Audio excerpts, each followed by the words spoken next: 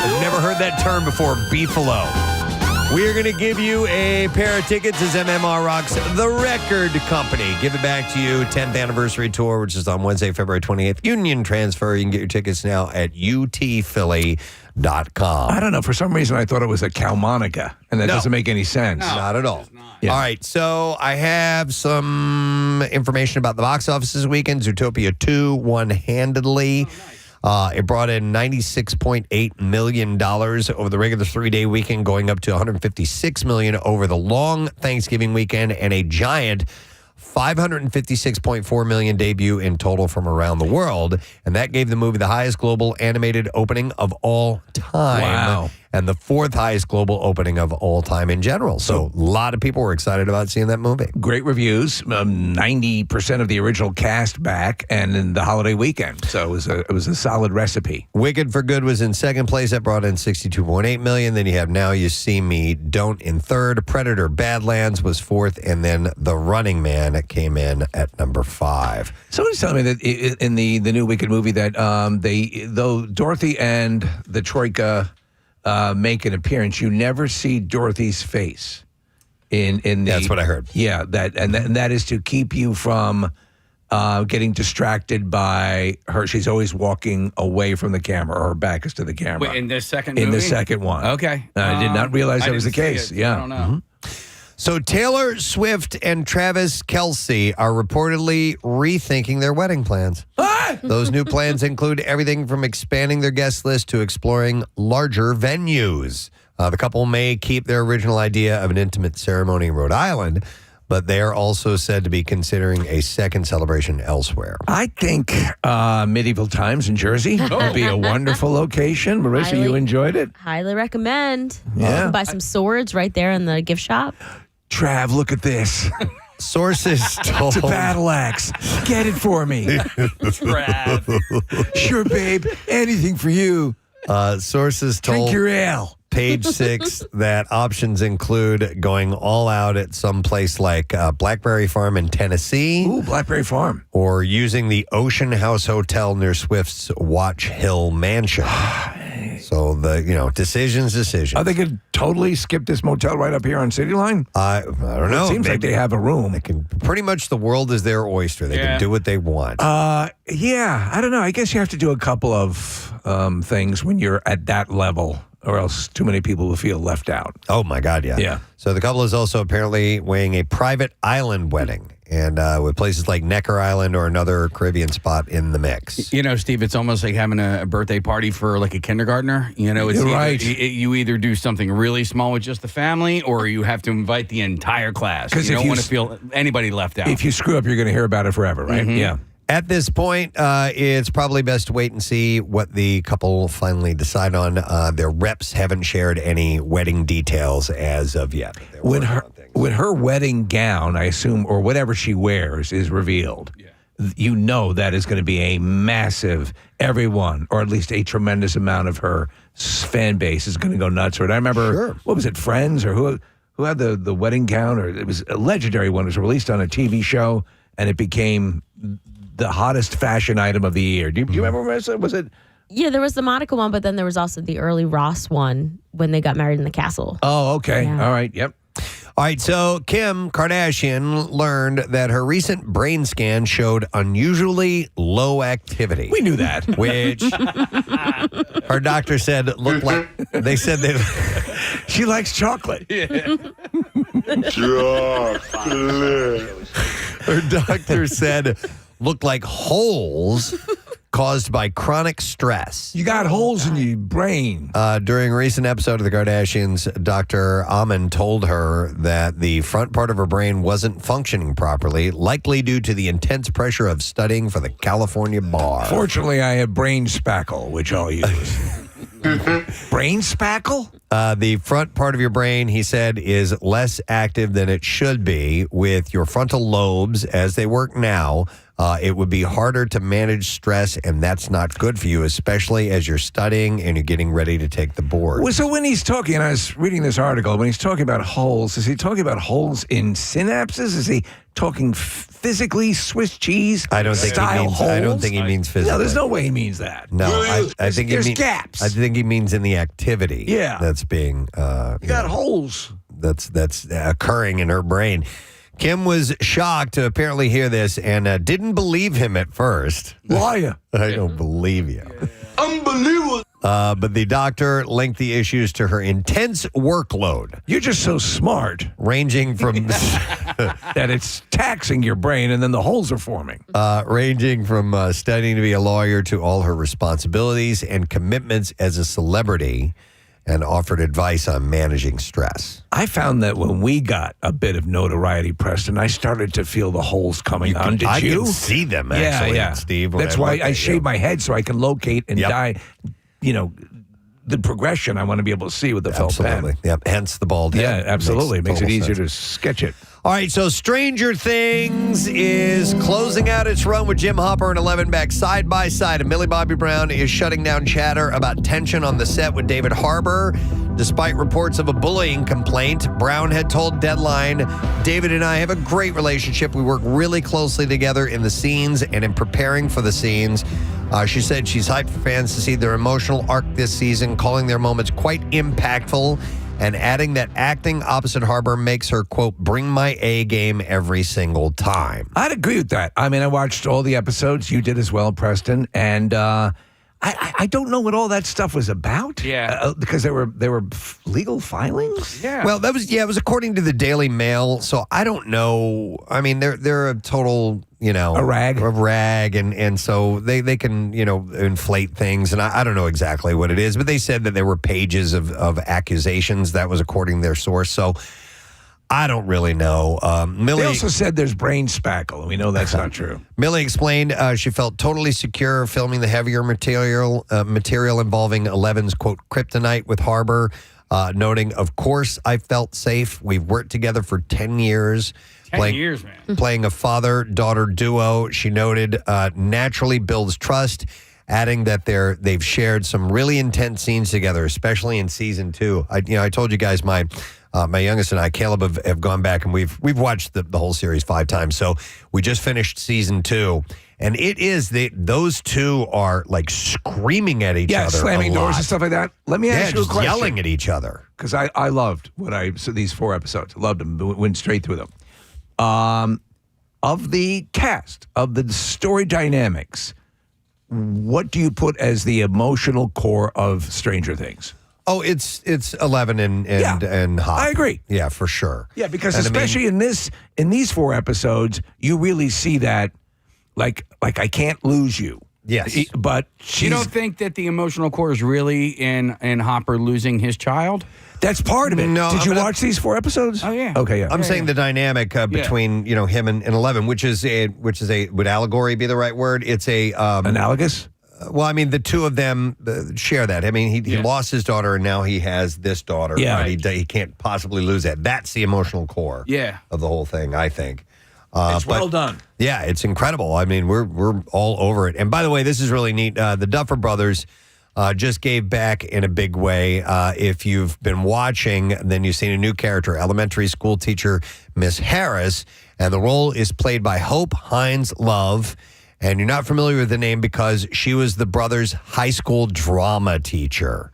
And they gave her a role. I thought this was so cool. Alongside a picture of the teacher, Ross Duffer wrote, "High school was rough for me and my brother, but Hope saw something in this we didn't see in ourselves, and she helped give us the confidence to not only survive those 4 years, but to move to L.A. and chase our dreams." You know, I love when stuff like this happens. My 7th grade shop teacher is my live-in masseuse. That's I wanted to amazing. return the Wow. favor. Wait, are the Duffer Brothers twins? Or No, I don't think I so. don't think they're twins, No. Case. But he continued saying, shout out to all the teachers out there making a difference, and please let's prioritize the arts in schools. First 4 episodes, of course, are streaming now on Netflix, and Volume 2 is on Christmas Day, and the finale will drop on New Year's Eve in the theaters, where I'm definitely going to be. Do you know what? And again, I know we prattle on, but this can really be called now a global phenomenon. If you saw the amount of people watching, if you saw the issues that Netflix was having with buffering issues globally. Well, that's the next story that I have for you here. Minutes after Season 5, Volume 1 dropped, users blasted social feeds with complaints over the outage, saying, and here's one post, Netflix, fix yourself right now, bro. I've been waiting 3 years. The streamer bounced back quickly and retweeted the fan who shouted, Stranger Things is back, everyone, shut up. Yeah, dear Netflix, I'm attempting to watch Stranger Things and it keeps buffering. Yours truly, Miss McCall. Ross Stuffer had warned earlier in his Instagram story that Netflix increased bandwidth by 30% to avoid a crash, but clearly the surge will still hit hard. Netflix later told the Hollywood Reporter some members briefly experienced an issue, but service recovered for all accounts within 5 minutes or so. I'll be curious to see what these screenings, what kind of yield they'll have, because they are limited, like the one that you're going to attend. Yeah, what I haven't found out yet is, what is there just one screening that day? Are there going to be multiples? Is there possibly a matinee I could go to that day? Yeah, that'd be nice. I don't know. I'd like to find that out, but we're all in on this, and I'm just, dude, didn't you love it? Not to sit and go on Stranger Things for a bit, but the very first episode was so great because there's a radio station that becomes a big part of it, and the equipment is old. It's what we started using, and I was just like, I thought of you guys immediately. I'm like, oh my God, they're using carts. They're using carts in this. I love it. Do you know what I love also? Again, for this, when you watch a show and you're just kind of smiling and you know you get whisked away, as I believe Welcome to Derry is doing a bit as well. It's a magical thing. It is. It's just like Gunsmoke. This one's interesting though, as in things are not the same. No, this is a decidedly different tone. And as I was telling you guys off air, this group of people is a hardened group of people. They are not the fun, let's go on an adventure and be the little rascals thing. That's gone, man. And it is the tone has changed, and I'm glad that they did that. It's also violent, man. I loved everything leading up till this, but the fact that they've gotten really serious with this is I love that evolution. It's cool, but the end is nigh. Something's coming. So we'll see. All right, some more information in the world of celebs and a little bit different, but Ben Affleck is reportedly brewing up another star-stuffed Dunkin' Super Bowl ad, and this one's loaded with more cameos and a box of munchkins. An insider said that Jennifer Aniston, Matt LeBlanc, Jason Alexander, Tom Brady, Alfonso Ribeiro, and Ted Danson all have a place in the top secret spot, with Danson suiting up as his Cheers character, Sam Malone. So I'm totally down with this. Yeah. I love that they do this. My question is, what do you think Affleck has a stock share in Dunkin'? Because he's doing way more than just, you're our hired spokesperson. You know, he's doing these comedic little vignettes. Well, yeah, I mean, he's directing these. Yeah. So they're paying him handsomely, I would imagine. So the project... And he legitimately is a massive Dunkin' fan. Yeah, the project is allegedly titled Goodwill Dunkin'. And is so locked down, the production staff reportedly had to tape over the cameras on their cell phones for added security. You remember last year's Dunkin' spot had Bill Belichick and Jordan Hudson? Mm-hmm. You know, he pulled on a whole bunch of different people. So he's producing, starring, and continuing his run of Boston flavored Dunkin' epics featuring icons like Brady, who's supposedly back after their rival Dunkings ad. So we have that to look forward to. So we're already talking Super Bowl commercials at this point. Congratulations to Vanessa Hudgens and husband Cole Tucker, who just welcomed their second child together. Hey! The actor made the announcement on Instagram Saturday alongside a picture of her in the hospital bed. She wrote, "Well, I did it. Had another baby." What a wild ride labor is. Big shout out to all the moms. It's truly incredible what our bodies can do. No info on the new addition has been announced yet, including gender, name, height, weight, none of that stuff. Baby number 2 joins their first child, who was born in July of 2024. People who have seen the baby say it's smaller than an adult. Yes. Yeah. Usually Okay. they are. Yeah. Yeah.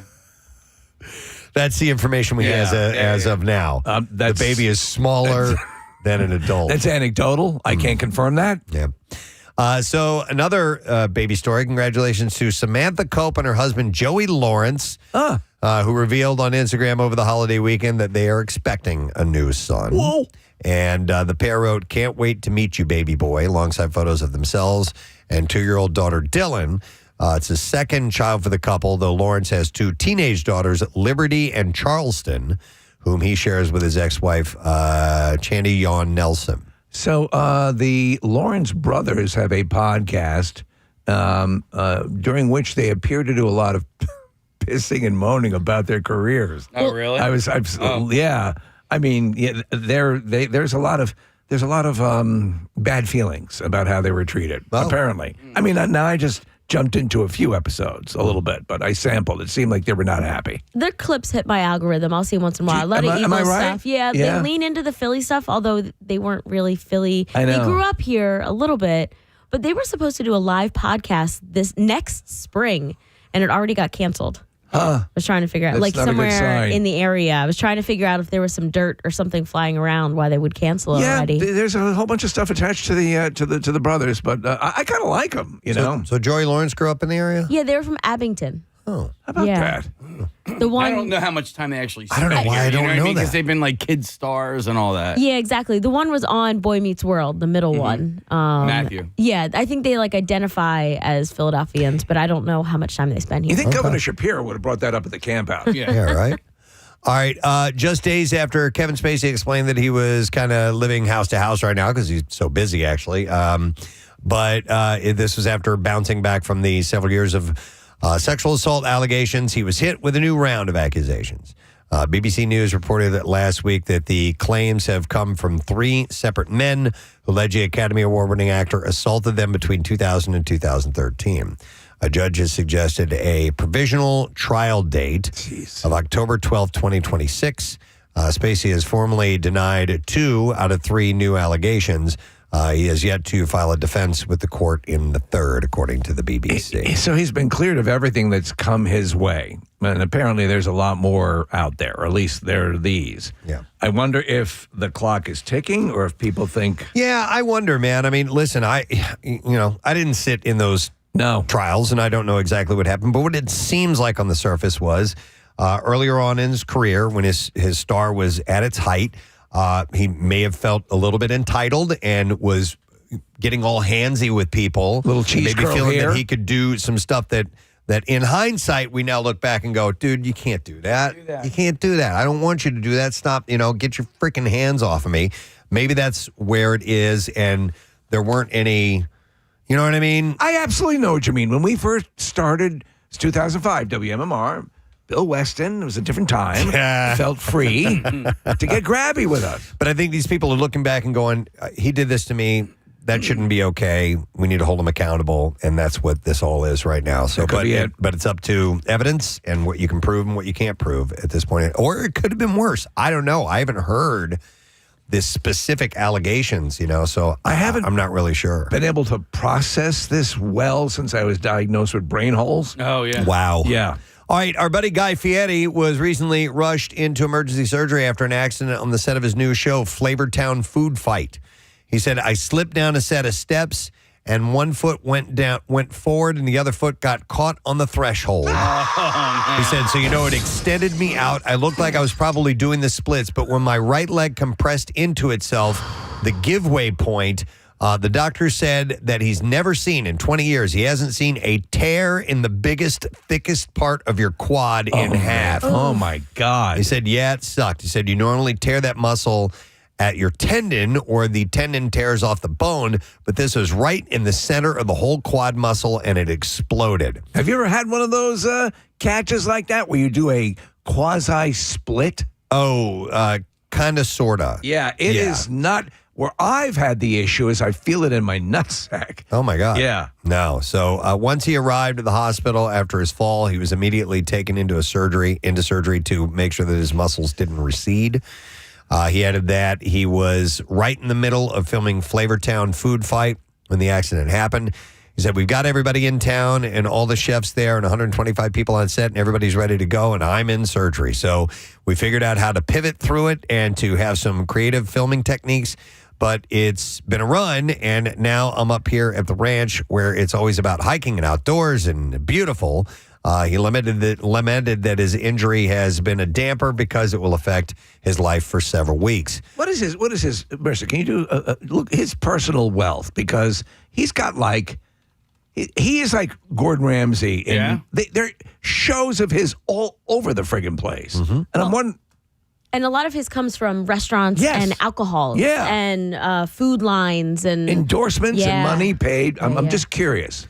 He said, I can't walk on it for 8 weeks. And he said that he and his wife, Lori, 2 sons, Hunter and Ryder, will take over the cooking for the holiday as well as his nephew, Jules. So he's got a little bit of assistance. So it's over $100 million, Steve. Jeez. So he's doing all right. Quentin Tarantino blasted Suzanne Collins during an interview for ripping off the Japanese film Battle Royale, saying that he doesn't understand why its author didn't sue her. He argued that The Hunger Games borrowed heavily from the 2000 movie, but book critics never noticed because they hadn't seen the original. Tarantino claimed that once film critics watched The Hunger Games, they immediately said, this is just Battle Royale except PG. So I love Battle Royale. It is a great movie. It is a lot more aggressive. There have been things like it, like The Most Dangerous Game, which goes back, decades, which is hunting humans, basically, for sport. The conceit's a little bit different. Sometimes it's for your freedom, and sometimes it's for food. Meanwhile, Tarantino has finally brought his long-lost Kill Bill chapter, Yuki's Revenge, to life through Fortnite and a limited theatrical release of Kill Bill, The Whole Bloody Affair. So this is Yuki Washington we're talking about. I believe it is, yes. So the director explained what am I doing here? A special launch event at his Vista Theater in Los Angeles that Epic Games didn't want to license his character like he thought at first. Instead, they asked if he had a short piece that could fit inside of the video game, prompting him to resurrect a chapter that, quote, never even made second draft. So the short stars Uma Thurman through motion capture tech. She is. To bring the bride into game. Anytime she comes on screen, that's what plays. Case, what is the level of Fortnite activity at your home these days? I mean, Seamus isn't around, so none. Does he play away? Yeah. But does he play at school? Did he give up on that game? Has it lost its luster? Well, so he didn't have his PS5 at school with him until he got NBA 2K. Right. And then he got that and he took it. But I don't even know. You don't know. I Okay. have no clue. You'd be the barometer. I've never played it. My kids have never been into it either. Yeah. So, all right, here we go with clips.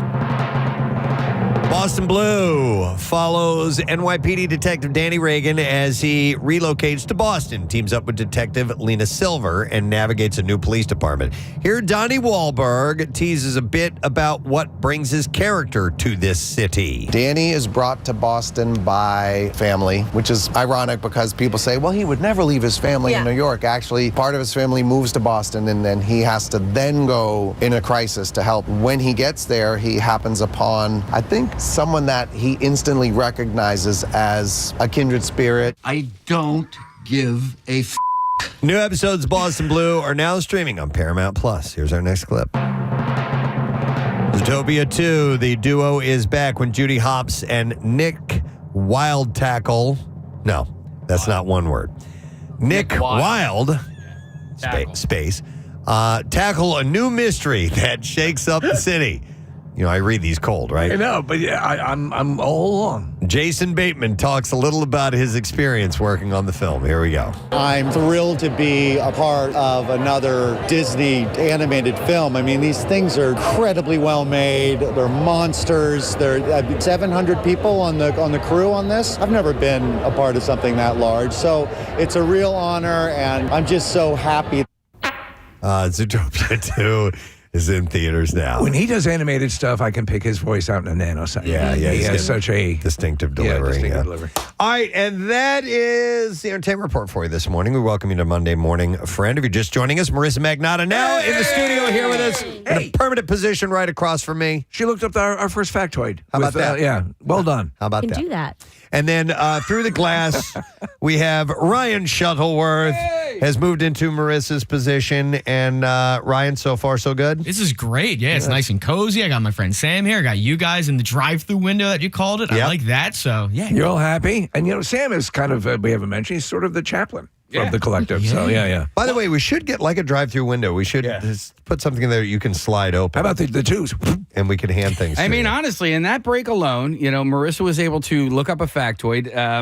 Who do you call it? Ryan got us this little sound clip. And Sam turned our phone on. How about that?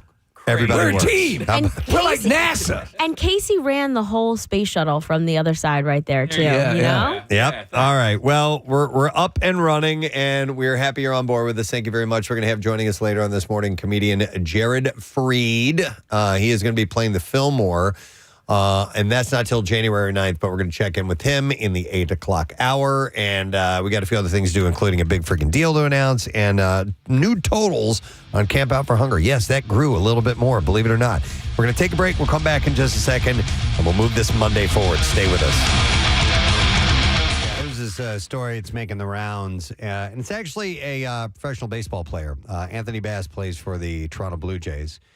And, you hear discussions about plane etiquette all the time as far as, sharing the armrest and taking your shoes off and all these other things. And not pleasuring yourself? Pleasuring yourself. Can't do that. So there's a little bit of a controversy or a discussion or debate that's been popping up after he had tweeted about his recent flight saga. And it actually has to do with his wife. So the 35-year-old posted on Twitter a photo of his two toddler daughters on a flight playing on electronic devices. And you can see popcorn strewn all over the seat, all over the floor. And in the accompanying caption, he wrote, by the way, his spouse is traveling alone, and she's 22 weeks pregnant. He explained that the flight attendant on the trip had, quote, made his wife clean up their kids' food mess, and he voiced outrage over the situation. He wrote, the flight attendant on United just made my 22-week pregnant wife traveling with a 5-year-old and 2-year-old get on her hands and knees to pick up the popcorn mess by my youngest daughter. And then he wrote, are you kidding me? And so he obviously thought that was out of line for them to ask her to clean that stuff up. Right. And people responded to that. And I'm curious as to how you guys would respond. So in the studio here, there's a picture of what it looked like around the area. Mm-hmm. And what you all have kids. I do not. So I mean, when you have a kid, if you take it to a restaurant, take it. Take the child. what is it? Take your baby or your whatever, your toddler to a restaurant. A mess is inherent, right? It's going to happen every single time. It happens on planes. And Steve, as a parent, you are responsible for at least making an attempt to clean up that mess, agree. right? All right, you just hit it. That's exactly what. So as a non-child owner, Right. You don't have it. But that would be you make an effort at least. Yes. To clean up, to police the area a little bit. And I think somebody would say, here, let me help, or maybe the staff would assist. Just that alone gets you across the finish line. And it's embarrassing, quite frankly, like especially at a restaurant, because you know that it's going to happen and you don't want it to happen. Yeah. But you are aware of the fact that if you have a toddler, it's going to happen. So just do the best you can to prevent it. And then when the mess inevitably does happen, clean it up as best you can. the children were eating ribs. Right, yeah. Yeah, it's going to happen. I mean, I wouldn't even try to prevent it because you can. It's going to happen. However, you do more than try to clean it up. You clean it up. All right. In your case, you're seeing this, and because this stuff is strewn obviously around and could be. It's not like, they're asking to resurface the chairs. And listen, I don't think she should get up every time something falls on the floor. But like at some point, yes, so sorry. Let me, pick this all up. Looking at the photo, I could see if the mom was sitting in the chair, she may see one kernel that we can see in this photo. And if they pointed it out to her, I think I would be like, oh my God, I'm so sorry. I didn't know that they just made a mess like that. I'll clean its mess up. No. I agree. I never loved it. I think you clean it up. If you had a couple little errant, if you didn't get every single last one, right. that's acceptable. As long as you get in there and you just start doing some cleanup. And there were texters, for the most part, did side with the airline. The overwhelming amount did. But some did go the other way and think that, no, it's and somebody had posted like, what, if your kids make a mess at the movie theater, do you clean that up off the floor? Actually, yeah. Yes. So I get. So the point of some of the detractors are saying, well, after they get off the flight, people come in and clean the thing. But as you said, Nick, you don't just say, "Wow, they'll get it." Yeah, they'll get it. I'll make a total mess. You have to make an attempt. But it's like there are two different people. There are the people that are like, what we're saying is like, yes, you have to attempt to clean it up. You have to clean it up. And there are people that just don't think you have to, and that it's not your job. Like, you paid to eat at the restaurant, so now you're going to leave the mess for the server to clean up. Like, there are people that just, that's how they see it. I know. It's weird. Yep. And flight attendants obviously were commenting quite ferociously about this. I've seen people, and my heart goes out to them, like at restaurants where the kids making a mess or spilling over stuff, and then and literally getting down and cleaning up stuff and picking up stuff off the floor. And I've never seen it's you feel so bad because I think parents tend to feel 10 times worse than they probably need to be if the kids are making a mess. And I think most people understand, I got it. I understand it's hard to corral this. To me, it would seem they seem very embarrassed. Most people do. Yeah. Some don't. I know. Some do not I know. care. But I was never embarrassed or anything. And this is like something that I tell my brothers who have new babies is like, don't shelter them because they're babies and don't take them to the restaurant. I think that's why I can go out to eat and go to a restaurant is because I took Jace from the second he was able to go to a restaurant. Like I taught it how to behave. No, seriously though, honestly. Yeah. And like, I will say sometimes if he's like lounging I'm like, you're at a restaurant, and he sits up because he's used to going to restaurants and he knows how to act in a restaurant. Same with us. My parents would take us out. We went to restaurants, and this is how you behave. This is what you do. Yeah. Absolutely. Now, did we screw up? Yes, but we got that course right from the beginning. And did he get this flight attendant fired? Was there a follow-up? Okay, so there was a follow-up, and his response was he posted an update informing his followers that United Airlines is taking care of matters with the flight attendant internally. Oh, boy. Yeah, I know, right? So he's getting somebody's job. But that's also him saying that. Like, well, but if he's not saying that and it's actually the truth, and said flight attendant is now facing right, but I'm just saying you don't know if it is. Okay, there are aspects to this story that are unclear. Yeah, like people like that who are gonna just throw that out there. Well, Kayla wants to comment on this real quick. Let me go to her. Hi, Kayla. Good morning. Hi. Good morning. Hey, what's up, Kayla? So I just want to say I follow Sydney and her sister, Jessie James Decker. She's a music artist. She was married to football player Eric Decker. She still is, but he's no longer playing football. So she had posted about this yesterday before Anthony did. And I don't think it was that they wanted Sydney to clean up the popcorn. It was the way in which the flight attendant approached her. What I saw Sydney and Jessica originally posting yesterday was that the flight attendant came to her with a wipe. It was like, the captain wants you to get every single drop of popcorn, which is kind of unrealistic when you're on a plane with two toddlers and 22 weeks pregnant. Obviously she was going to do her best, but to have her, it was just kind of more of an embarrassing situation, and the way the flight attendant went about it and what was said to her, you need to get every single drop. By the way, how would the captain know? How would the captain know? I'm sorry, sir. We have an issue in the... we have a filthy child that's dropped popcorn all over the floor. Someone needs to kill it. Yeah. Oh, I feel like they use that all the time. Like the captain said. Captain doesn't know what's going on. Captain doesn't know there's popcorn on the floor. Yeah, I'm sure the captain didn't know, but I think it was just the way the flight attendant broached it. You must get every single drop. Not just, hey, get what you can. We understand she's two. And it was also popcorn that United had given to her. It wasn't like she brought it on the plane herself. I'm still thinking you got to clean it up. For sure. Yeah. For sure. It wasn't that she wasn't going to clean it up. It was just the way that they went about it and were like adamant that they wanted her to get every single drop and, not. They should have said Colonel instead of not drop. Because that's what probably confused her. Yeah. Yeah. She's pregnant. She's got baby brain. What are you talking about? No, but I mean, so I think Kayla. both sides sort of. Now, listen, it doesn't give you carte blanche to be rude. Right. You know?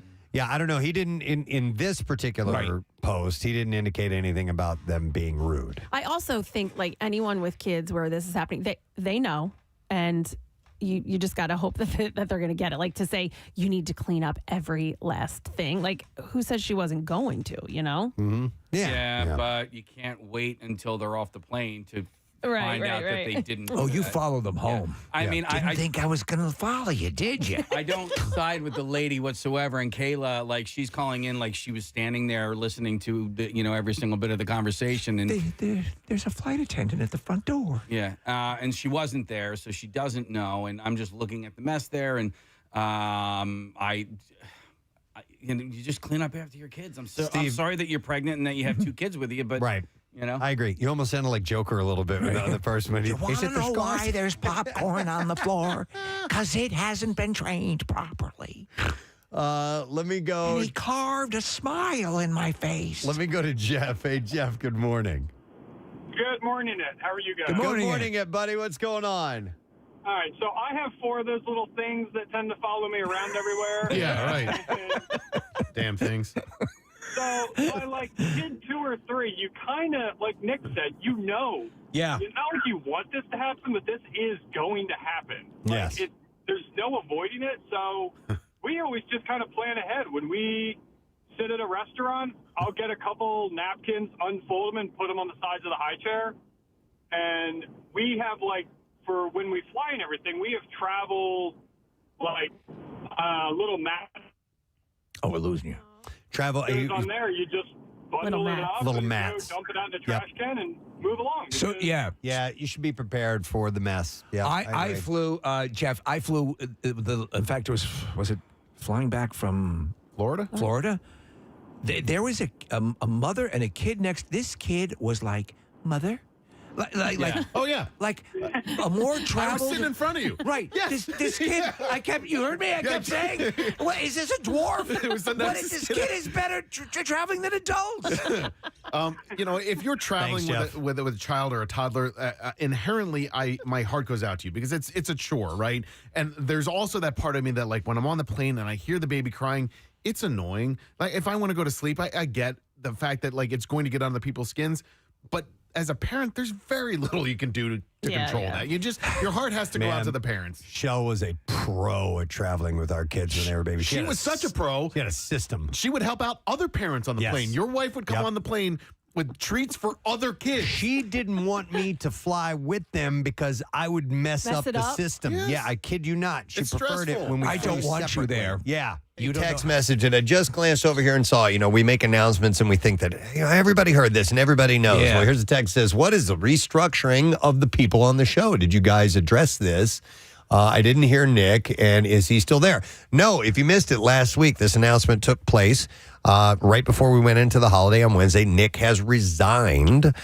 He has moved on. Not really sure what he's going to do, but he made a statement that he just wanted to a change in his life, so he is gone. It was, nothing that we had anything to do about. He had the exact same contract as we did. We're here till 2030 minimum. That's where it goes through. But he talked to the company and has moved on, and there was nothing we could do about it. And since he joined the show, he's always been a circus performer at heart. And maybe he's finally. That's what he's doing. But we Hitting the wish him road. the best, and we move on. Yeah, so Marissa Magnotta is here in our studio now, which is wonderful. And Ryan Shuttleworth has moved into the Marissa position, and these are all going to be their permanent positions now. So I will, at some point, I'll stop referring to that as Marissa's position over there, because Marissa's position is right in here, right across from me. So if that's new to you, well, you know what? We share the news, and this is what we have, and we're excited about it, and we hope that you'll hang out and continue to be our companion here every single day, Monday through Friday, and it's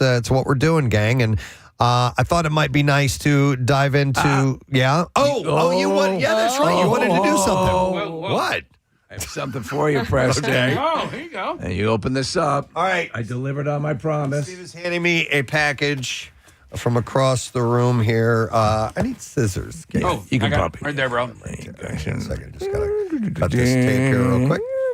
Yep. All right, so we're unboxing here. Yeah, it's an People love unboxing video. Ooh. I Looks like watch a 'em. plaque. I don't know. We're gonna find out in just about 3 seconds. Yeah. Hang on a second here. I think you're going to like it. All right. Hang on. Can you take this for me, please? Yes, I got you, bro. Bubble wrap. Oh, I know what this is. This is the calendar you got me. A Buffalo Bill.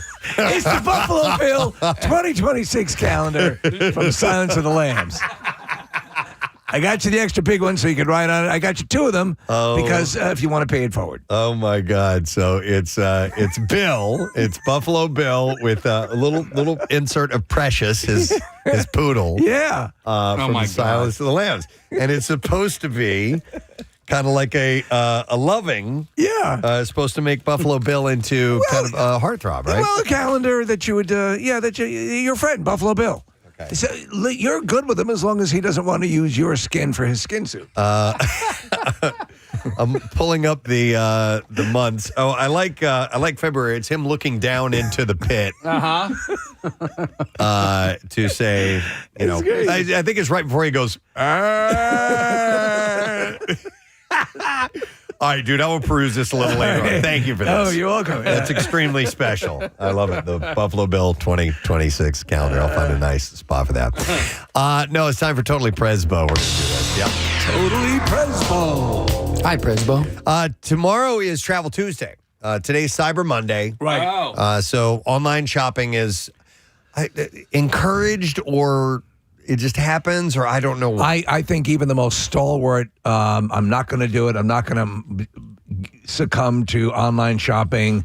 Eventually, you're going to do a portion of it. Some people do all of it. People were doing that on Friday. It is a godsend. The one thing we have learned in the course of all of this over the many years is that actually Cyber Monday is not your best sale day. That your best sale day online. They occur, Marissa, maybe you can confirm or deny this, as you actually get closer to the holidays, you're going to get the deeper cuts. Oh, I'm not sure, but I feel like Cyber Monday is almost antiquated. Yeah. Like so quickly. Yeah. Because it used to be Black Friday. They were encouraging everyone to go to stores. Now all the stores do their sales online. Yeah. Right. And Now they it's do like- it all weekend. It's like Cyber Thursday, Cyber Friday, Cyber Saturday. Well, actually, small business Saturday. I don't know if you guys did that or celebrated with I that. love that. Yeah. I love, anytime you can support that. There's, I mean, you make your choice. Some people just don't have, I do like to get out. There's a lot of times if I'm going to shop for something special, I want to see it. I want to lick it. I want to see what I'm getting someone. Like, for example, I was pretty confident that the Buffalo Bill calendar was going to live up to what I wanted. Right. But I mean, how much of your... And you don't do a lot of... You shop basically for your wife, right? Yeah, that's it. Yeah, that's what I For the do holidays. predominantly. And how much of it is online? Is that what you're asking? A good portion of it. Yeah. Yeah. Most of it, actually. Yeah. There's some cool stats that went around that was like, if you just buy one item from a small business instead of doing online from a big company, I mean, it invests so much more into the small business community. I think that's It's something really to helpful. remember. I agree with that 1,000%, Marissa, and I try to do that. I try to find those things. So if there's something that you're in the market for that would you sort of would call like an Etsy thing, if you can find a store or, like for me, Chestnut Hill, there are a lot of those small stores that have these things that are wonderful gifts that are not conveyor beltish, I'm such a sucker for things that end up on my algorithm on Instagram. Press, I sent you something, you acknowledged it. I was like, ooh, this would be great for Parker, right? And then I also, for the Christmas Miracle, I cannot wait for you guys to see my sweater that I'm going to wear. Nice. But like that ended up in my algorithm. But then I worry about whether or not this is a legit site. So here's what you do. And so you have to, and I've talked about my travails of ordering, and I'm very cynical, but I'm like, here's where it falls, and here's how they get you. It's only $8. Yeah. It's only what the hell? Yeah. So if I get burned, I get burned. But you know what? Even if you get burned for $11, you still get pissed. Yes. Yeah. So do your due diligence. Go see if other people have purchased the thing. Check for YouTube videos about people reviewing it. And that's kind of a way that you can hedge your bets a bit. So anyhow, I'm sorry, I didn't know you were done there. So Travel Tuesday is tomorrow. That's Travel what the story I Tuesday. have. So today's Cyber Monday, tomorrow's Travel Tuesday. So the word is that trips are on sale. So consumer advocates warn that there are legitimate savings to be had, but also chances to be misled by marketing that conveys a false sense of urgency. I wasn't aware of Travel Tuesday. Well, like things you need to know, there is a Paris in Texas as well. Yes, there is. So Yeah. you need to keep that in mind.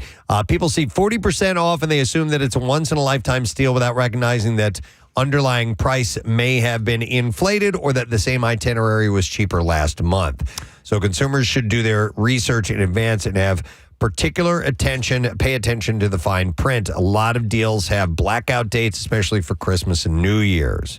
And knowing what a specific trip would typically cost and comparison shopping can help expose offers based on inflated underlying costs or whether the same itinerary might have been cheaper at other times. I agree because I think you're more likely to fall prey to the general, I'm getting good deals today. It's like when you go out to a quote-unquote outlet shopping center that's where they're not real legitimate outlet stores. They're just simply satellite stores of a company. Yeah. And a lot of it must be cheaper because it's here at the outlet. Yeah, so other these travel deals may have non-refundable fares, resort fees, double occupancy requirements, or upgrade conditions that may be hidden with advertised discounts. It's funny you should mention the quote unquote outlets because I have in my shopping center. It's my personal shopping center. The Lawrence Park Shopping Center. Welcome to Casey World. There is it's a J. Crew outlet, and I'm fairly certain it says J. Crew Outlet Store. There's nothing cheap in there, and like. Have you ever asked if they're a legitimate outlet? Because the perception from the consumer's point of view is an outlet is going to offer cheaper. A better that's sale. I went in there. I only went in there one time. I was like, "There's nothing inexpensive. There's nothing of outlet prices in here." Huh. Well, so it has come out that the stores that do the outlet, like they used to be outlets. Now those brands just produce a different line of clothes that go right to the outlet. All right, so what is is there a terminology thing here, though? Is it a factory outlet versus just a retail outlet? You know what I mean? I don't know if there's a difference between the two. Because if you think it's a factory outlet, it's coming straight from the factory, and you're bypassing a lot of expenses, and that way it's a little cheaper. I don't know. I feel like factory outlet, because Gap used to be a factory outlet, and then they dropped the word factory. Now it's just Gap outlet.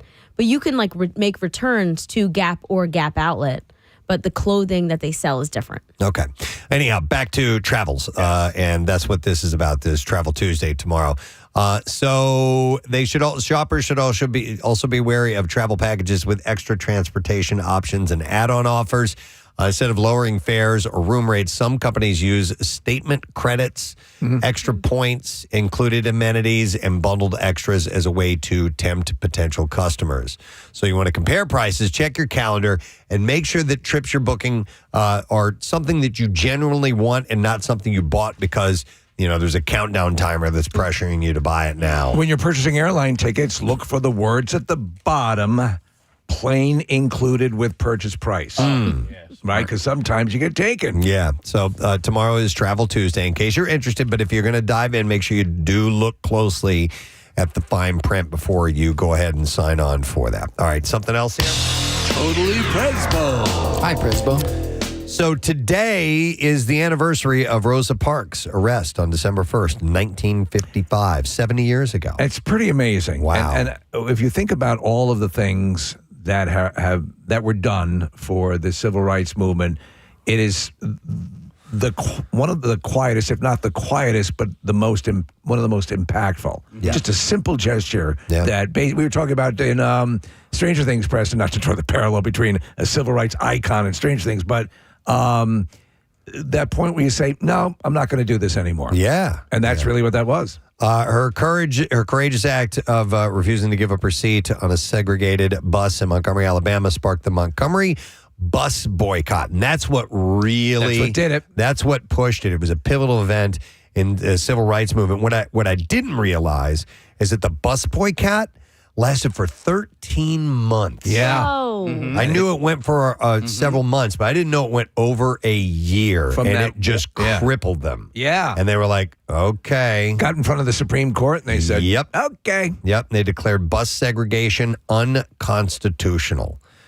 December 1st is now celebrated as Rosa Parks Day in several U.S. states. I was reading about one of the muckety mucks, the higher ups, and I don't know, Marissa, if you can check on this, but he for the last years of Rosa Parks' life paid her rent, moved her out of she was living in a bad neighborhood, became sort of her benefactor quietly. No one knew. No. But he did all of this. He was so moved by what she had done that he basically anonymously was taking care of her. Steve, it was the founder of Little Caesars. The founder of Little Caesars. Yeah, paid her rent for over a decade until her death. Isn't that wild? Wow. After she was robbed and assaulted in her Detroit home. Oh, my God. And he did it anonymously. Yeah. That's really cool. No, I love this. The fact that, that was such a pivotal moment. And, when I look back and I see the photos, I mean, there's some really terrible things that you can see of, that took place in segregated South. But one of the things I just can't stand seeing is when they show the water fountains that say whites only. Yep. I'm like, oh my God. You look back and I know it was a different time but it makes me ill when I see that. Yeah, well, there's a painful evolutionary process that takes place, and and it's how the world has moved along since the beginning of the world, and how things are realized, and how things. But there is the picture of her on the bus. There's this quiet dignity. That again, it's like you talk about, and I hate to reference fictional things, to support factual things, but the hobbits or whatever, or the smallest among us. I think Gandalf is basically, says at some point, that's where the real power comes from. The people whose will and determination kicks in at the time it needs to kick in, and they move mountains. Yeah, yeah, exactly. It's like and here's another. I'll do a movie. I know. reference. Don't you feel like an idiot? But it's what we relate to. Yeah, but there's this symbolism that takes place in the movie V for Vendetta, where he sets up all these dominoes. And you just knock that first one over. Yeah, boom, they all come tumbling down. So that's something to reflect upon today. December 1st, 1955. That was the day Rosa Parks said, "No, I'm not giving up this seat." Isn't that bus in that particular? I think it is that exact bus is in the Civil Rights Museum or maybe the Smithsonian. I hope so. Yeah. I hope so. It'd be really cool. All right, something else. Totally Presbo. Hi, Presbo. So, a national survey of tree farmers, including many in Pennsylvania, found that prices are expected to hold steady or even dip a little bit thanks to an unusually strong supply of Christmas trees. The survey conducted in August polled wholesale growers responsible for roughly 2/3 of all Christmas trees sold in the U.S. A hearty 84% said that they don't plan to raise prices, with some even expecting to trim them a little bit. So I'll say this, and this is a little interesting factoid. This dovetails with another story that actual artificial Christmas trees are more expensive this year. Yes. So I mean, you may want to take a swing at the real thing.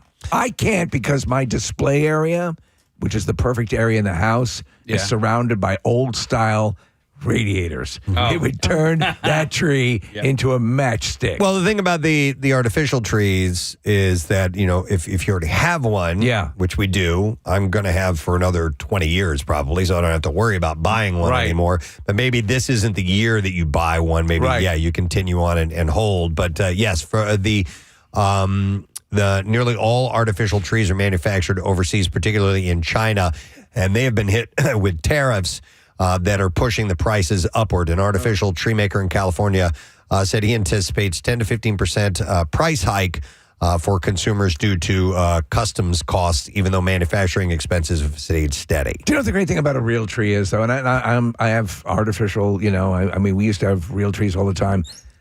After you're done, real tree soup. Oh, yeah. That's a good call. Yeah, real tree soup. Christmas tree soup So is the sticky. best. Yeah. I have, I've had a artificial tree ever since It's been 13 years maybe. We had aphids in the tree. Aphid It's a freaking infestation. nightmare. But I kind of miss having a real tree. I miss the aphids. There was just something about going to the tree lot. I loved it. And picking it out. And I just I go agree. back. I go back to when I was a kid, and if you were the one who picked out the tree, like you won Christmas. It was you know? so exciting, Yeah. and to go pick out the tree and to pick out a good one, Yeah. and to go to the it literally as depicted in A Christmas Story, Yep. to that whole thing, and I do miss that desperately. But I have no option, and I want the tree. We have to keep our tree up a long time because our family gathering takes place a week after New Year's. We were talking recently about things that are fresh out of the box, like Yeah. an artificial tree. The first year is great, It but looks then the after best. that, it never fits in the box again. You have to keep retaping the box over Yes, and yes. over, So and Marissa, it just keeps exploding more and more. to that point, I'm a stickler. As when I unfold the tree and do the thing, I'm bending the branches out. Yeah. I'm Fluffing making it? sure that I'm basically the porn equivalent of a tree fluffer. Yeah, I do the whole process. I want it to look full and beautiful. And like the lights that come on the tree, on my tree, It's disgusting. they're already out. Not all of them, but there's strands of lights that are out, and they're so well intertwined with the branches that you can't take the old ones out. So it's just frustrating. May I and it's recommend annoying. something? Yes. So as a tree starts to, and you'll have if you have a crappy tree with the built-in lights to start, do you have white or colored lights? They're white. Okay, then just get, adorn it with. Oh, I do that. Okay, yeah. But then I also have strands of lights that don't work that are stuck in the tree. That's what I'm saying is they're so intertwined with the branches that getting the lights that are out off of that tree is damn near You impossible. just leave them there. Yeah, you would Leave them notice. there. You're not going to notice them when the other ones lit up. Yes. So they kind of fade into the the color of the green. tree. Yeah. You'll be all right. I know it's a pain in the ass, and you paid for it, and you don't want it. You've had it for 13 years. No. This particular tree we've had for maybe 5 years or something like that. Also, I wanted to get. I think you have the tree I wanted, right? It's you can work it with an app, Programmable, and yeah. That's the one that I wanted. Okay. You spend the money on it. They ain't cheap. No, I will I tell know. you that. We bucked up and we're like, okay, this is probably the last tree we're ever going to buy. And we spent the money on it. So, but yeah, it is what it is. But if you want to go with the old school route, it's going to be cheaper this year or about the same, which is good.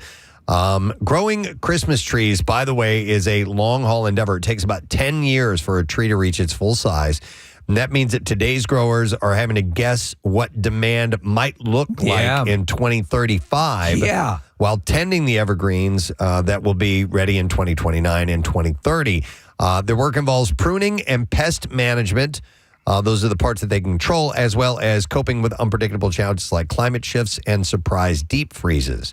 Drought mostly affects younger saplings and typically spares mature trees. So even though 2025 has been dry in many regions, it hasn't been a factor on the firs for sale. Hey, Go ahead. Maurice, do you know if Connor still works at the Wiggins farm or whatever? I'm getting a thumbs up from Ryan over there He's that still yes, he doing that? does. Yeah. Old producer Connor. Yeah. That's I love that. Yeah. And I talk Christmas trees with Connor all the time because I love that whole. That's where we talking about what was it the Christmas tree the last one, the sticks that was just Oh God, Branchy. Branchy. the R.I.P. last Christmas tree to be bought off the lot. Branchy. I sold Christmas trees for a moment. Did you? did? Well, Went through with the fire we department? had the firehouse, Gladwin Firehouse. We started selling them the day after Thanksgiving. And I wasn't really. Did you have fun? I'm sure. I would end up just taking the money at the register. Yeah. But that cool thing, I think they did once put me through the machine where you get Shut up. netted up. Wait, what do you mean you think? You don't know definitively if you went through I think I would remember going that. through the tree I think I net? was once fed to a wood chipper. Fine. Once they did put All me right, through it. It was okay, really thank funny. I didn't put you through. You must have been adorable. You kind of scooped up. And I just- would actually kind of like to do that. What? Yeah. Just to see what it's like. Yeah, just see what it's like I'll to be ask all netted up like that. I'll ask so. them if they can bring it over. All right. All right, I got another thing I wanted to share with you guys. Totally Presbo. Hi, Presbo. So, if World War III ever started, at some point, there would be nuclear conflict and we'd all be screwed. But that said, there are some American cities that would be far higher on the list of potential targets than others. This is according to the Bulletin of Atomic Scientists. I have America's top nuclear target sites. So this, if you're looking for a new home, this will help. You consider. Good schools and will I survive a nuclear war? Yep. So I'd say that within walking distance to a mini mall. I'm sure you guys can guess a bunch of these, but what do you think number one on the list would be? Number one nuke target. Washington, D.C.? Exactly. Yeah. Yeah. And follow that up with? Kensington? No. New York? Yeah, New York City. And so that's for economic and cultural reasons. What's third? I doubt Los Angeles presents an appetizing target. No, it's number 3. Is it? Yeah, Oh. and also for economic and cultural reasons, because sometimes it's not just, for tactical. They also want to stop the production of Stranger Things. Oh my God, I didn't even think of that. We will stop production of Stranger Things. No, they want Decadent Americans will not find out what happens to 11. They want to take your heart out of it too. So number 4 is San Francisco, a massive hit to the tech sector. Yes. Houston is the energy and infrastructure that makes it a prime target. Then you have number 6 on the list would be Chicago, major disruption in travel logistics. What if you wanted to take out the brake pad capital of the world? Then it would be Sandusky. Yeah, yeah. Yep. Number 7, Seattle is a major tech hub and port city, and all the coffee there, of course, would be severely missed. And that would try waking up now, Americans. That would end our early morning battle, strategies. Then number 8 is Atlanta. Air travel would be halted and supply chains disrupted. Yeah, the hubs. And then I'm also thinking where the electrical grid is, or where data centers. You're not talking major cities, though. Like there's that massive Amazon data farm. I think it's out in Arizona. So I assume that would be targeted. Don't know. Number 9 is Miami, and this would hit a major port supply hub to the southeastern United States. Number 10 on the list, Philadelphia. Yeah. All right, top 10, baby. Absolutely. It is a historic landmark, and destruction would be an ego blow, they said. Yeah. As it's a major economic hub. An ego blow. Well, here's the deal. Drop a few bombs on us, and you better watch it. You remember what Rocky did? Yeah. You remember? Yeah, ding, You ding. dropped nuclear bombs on Philadelphia. That's when the crap got real, Rooskies. Ding, ding. I don't mind about San Francisco. Never liked rice-a-roni. I don't care about... Not much? Not much, none neither. I don't play not much neither blackjack. Las Vegas. Vegas actually is on that list. For what? What? So that you can blow up Jeff Dunham so he can't do his puppet show? It's not till 14. Jeff Dunham. After Philadelphia is Dallas. Many energy, tech, and other companies are headquartered there. Boston is number 12. Prestigious schools like MIT and Harvard would be destroyed. Valuable research halted, and history would be demolished. We run on Dunkin'. Yeah. And that's where the home offices of Dunkin' Donuts are. And then finally, Detroit, a major hit to manufacturing. So those would be, this is what the Bulletin of Atomic Scientists. I'm thinking at best your odds are iffy anyway. So, depending on where you are. There's a great movie, it was made years ago, and it puts in kind of the most, realistic, practical ways. It's called Panic in the Year Zero. It's with Ray Milland. He directed it as well, Preston. It's a black and white movie, and it's about one family who are up in the mountains of California who try to set up a survival plan. And it deals more with dealing with other people than it does with fallout and things like that. But it's pretty insightful and pretty amazing if you ever get a chance. It's Panic after in the Year Zero. It's after nuclear attacks, or yeah, at that time, they're atomic bombs, but yes, stuff is happening and they're responding. Interesting. But it's really well done. All right. So if you're curious, if you're looking to move to another city, then maybe How's take the bombing here? take that into consideration. Dude, I want that thing to hit me right in the square, right in the forehead, right? Like I don't want to live in that. You don't want to be a mutated chud. No. No, could you imagine the logistics after that? If you're not anywhere connected and away and survive, Trying to live and navigate that world. what life would be That's like not after fun. that? No. How do you do hidden fists if they become tentacles? You don't. Yeah. All right. Anyhow, I thought these were kind of interesting things.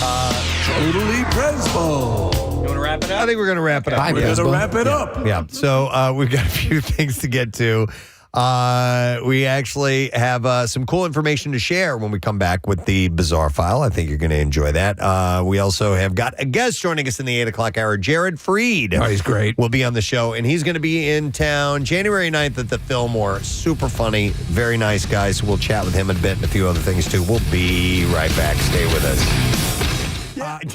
Preston, this makes me think of this hilarious. I think it's the pilot episode of Modern Family. Cam and Mitch, the gay couple have adopted a kid. They're getting on the plane. They don't know how to travel with the kid, and so they and so they're I think it's Cam is feeding the baby some treats, and so somebody walking by goes, "Look at the baby with the cream puffs."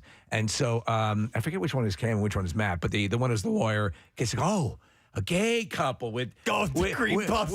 And he's feeding him cream puffs. And then, I think Cam gets up and goes, "We'd like to pay for beverages for everyone." All right, so here's a different side of this conversation that somebody texted in about. So this says, "My husband gets peanuts at the Phillies games and drops all the shells on the ground under his seat. It bothers me so much, but he acts like it's no big deal." You know what? So here's the deal. I'm a you hypocrite. actually raised a That's good what question. you do there. Yeah. Like, you remember the ground rounds? Of course. That was part of their thing? That was their thing. You could throw peanuts on the ground, the shells. It was no big deal. It's expected. I went to a urologist who had the same policy. Wow. That was the same policy, a medical waste. No, but so that at a ball game, Peanuts.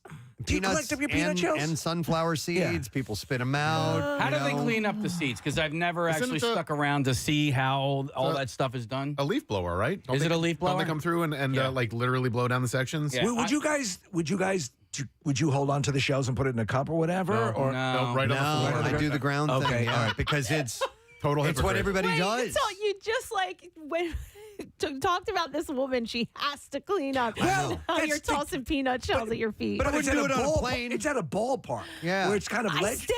Now, I would put it in listen, a cup, Kathy. Hang on, I wouldn't leave my empty beer cups and other Right, trash. Stool. But Peanut shells. I'm facing my hypocrisy here. But peanut shells, they go right on the ground. Oh my God. Absolutely. They're biodegradable. They're biodegradable. You're outside. It's good for the environment. We're making compost over here. Yeah. I do keep it in my area. Like I will try not to do it to the row in front of me. I'll tell you the delineation. If you're eating peanuts or popcorn in a theater, you're not going to. No. You're not going to do that. Yep. Because that's indoors. This is an outdoor park. I can understand the gray area there. I probably would still, put the shells in a cup or something, or on the person in front of me's head. Yeah. So I was a busboy. I was a waiter, and I also cleaned the cafeteria at college. Right. So after lunch and dinner, I would clean the cafeteria, and that one pissed me off because when you go get your food, you get it on a tray. And when you're done with your meal, you take the tray and you put it right. There were racks for you to put your trays, and nobody would ever do that. So this is not me bitching about that, but it gave me more of an appreciation. So I tend to clean up after myself. Like if I go out to eat with, whether I'm with the children or not, I will. When I'm done, kind of like stack and put everything it on the together tray. And, put it on the tray and bring the tray back up. That's what you do. We try to make it as efficient for the server or busboy as we possibly can. It's just something we've always done. I mean, Rochelle was a server. I worked in a restaurant. I was in the kitchen. So you're pre-bussing. We kind of pre-bus the table.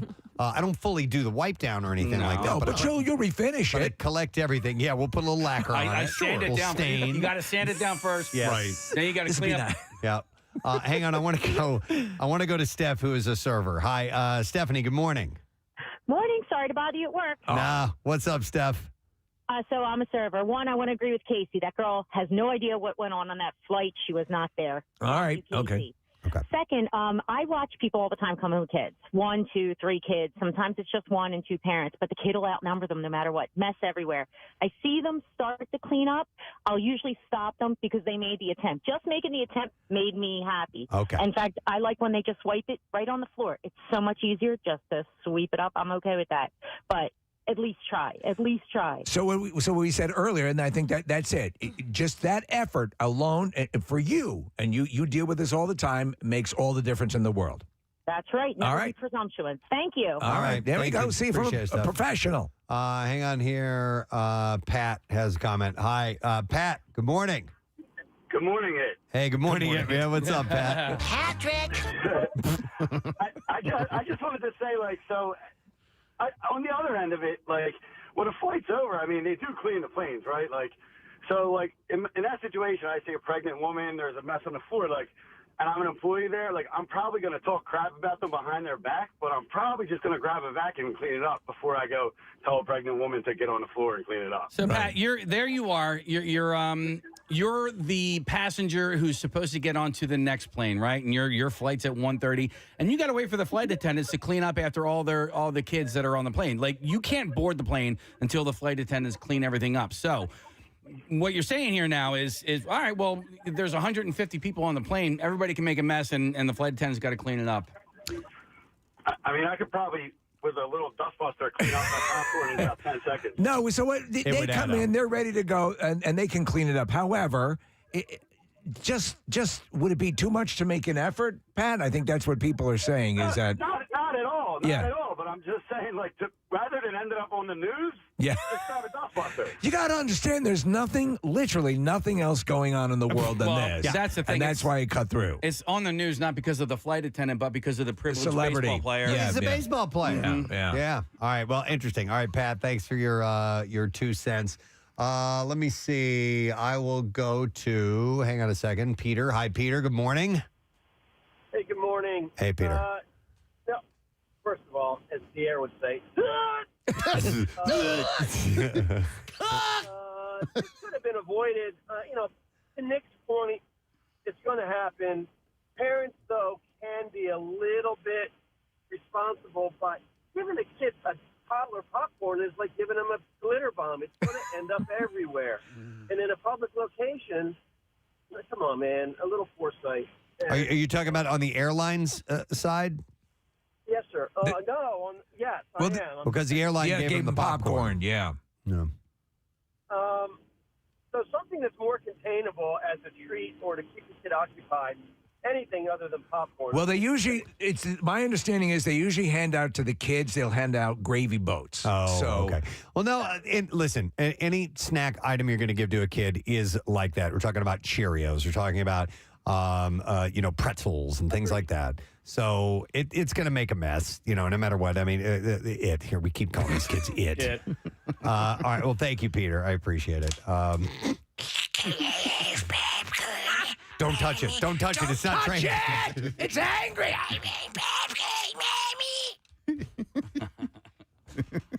That sounded horrible. Oh, my God. I will. You spilled it all over the floor. I have Mike. Hey, Mike. Good morning. Hey, bitches. Hey, what? What's up, Mike? How you doing? Good. What's up, buddy? A bunch of years ago, when my son was a lot younger, we were shopping at Acme, and he accidentally knocked over a display and knocked over a bunch of stuff. So he looked at me, I looked at him, and I said, you know what you need to do right now, right? He said, clean it up. I said, that's my boy. There you go. He started cleaning it up. No muss, no fuss. Next thing I know, a woman comes around the corner, sees what's going on, and chastises me because my son's cleaning up his own mess. And she started to clean it up for him. Wait, this was a customer, a fellow customer? Yeah, just some random person. Was it a woman? Does a woman just butted into your thing? What's that? A woman just started criticizing you out of the blue? Was that who came around the corner? I think we lost it. Yeah, it was a fellow customer. Yeah. Who said that? I think I'd mind your own goddamn business. I'd punch her right in the face. Yeah, that's basically what I said. I was furious. I looked at her. I said, he's my son. Nobody's upset. I'm not yelling. He's simply cleaning up his mess as if he was home. No, that's your business. You told him to do the right thing. If somebody knocks over a display, you're supposed to at least again make the effort.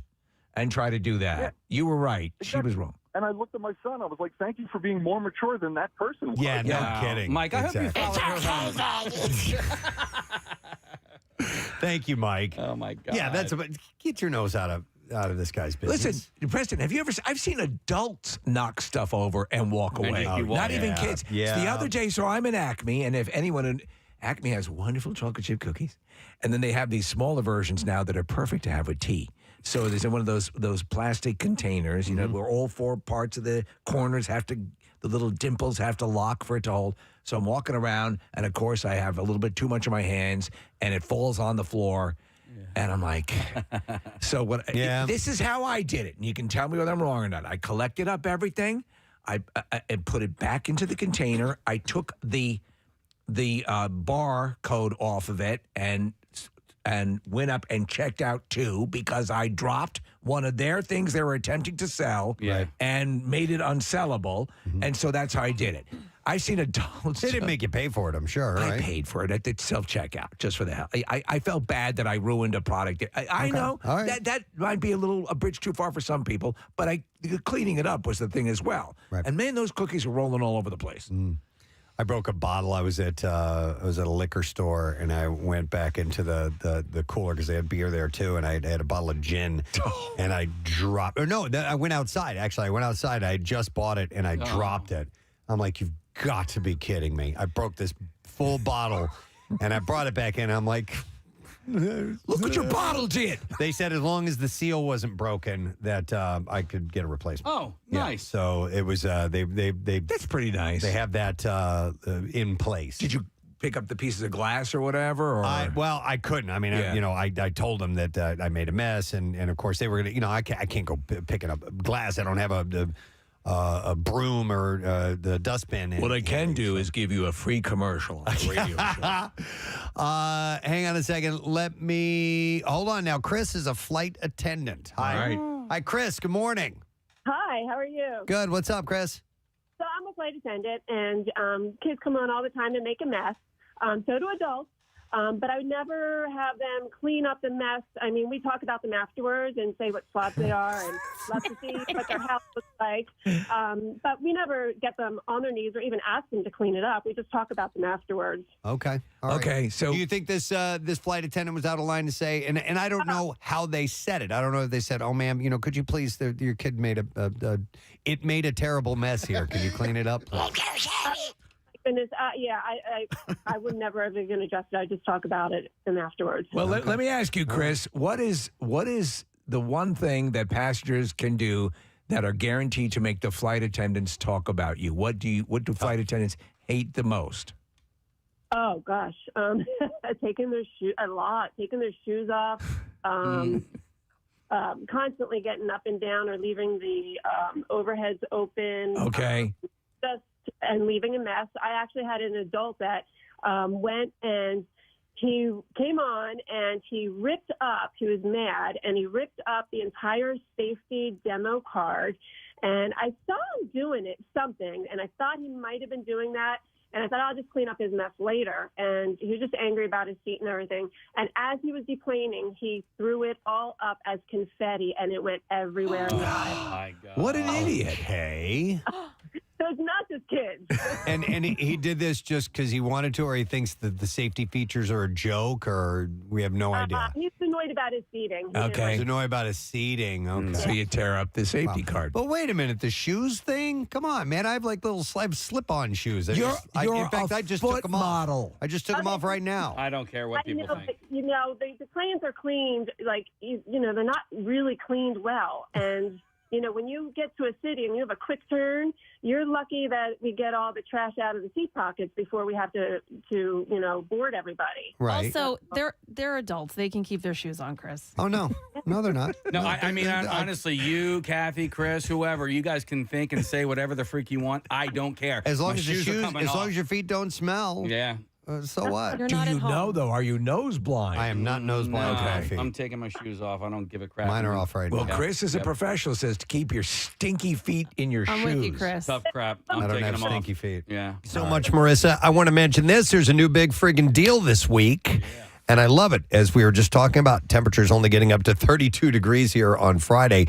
That means snow up in the Poconos, gang. And that means you can get, with the big friggin' deal, 2 adult extended day lift tickets to Bear Creek Mountain Resort in Macungie for just $80. Nice. 2 adult extended day lift tickets for $80. That's a great deal.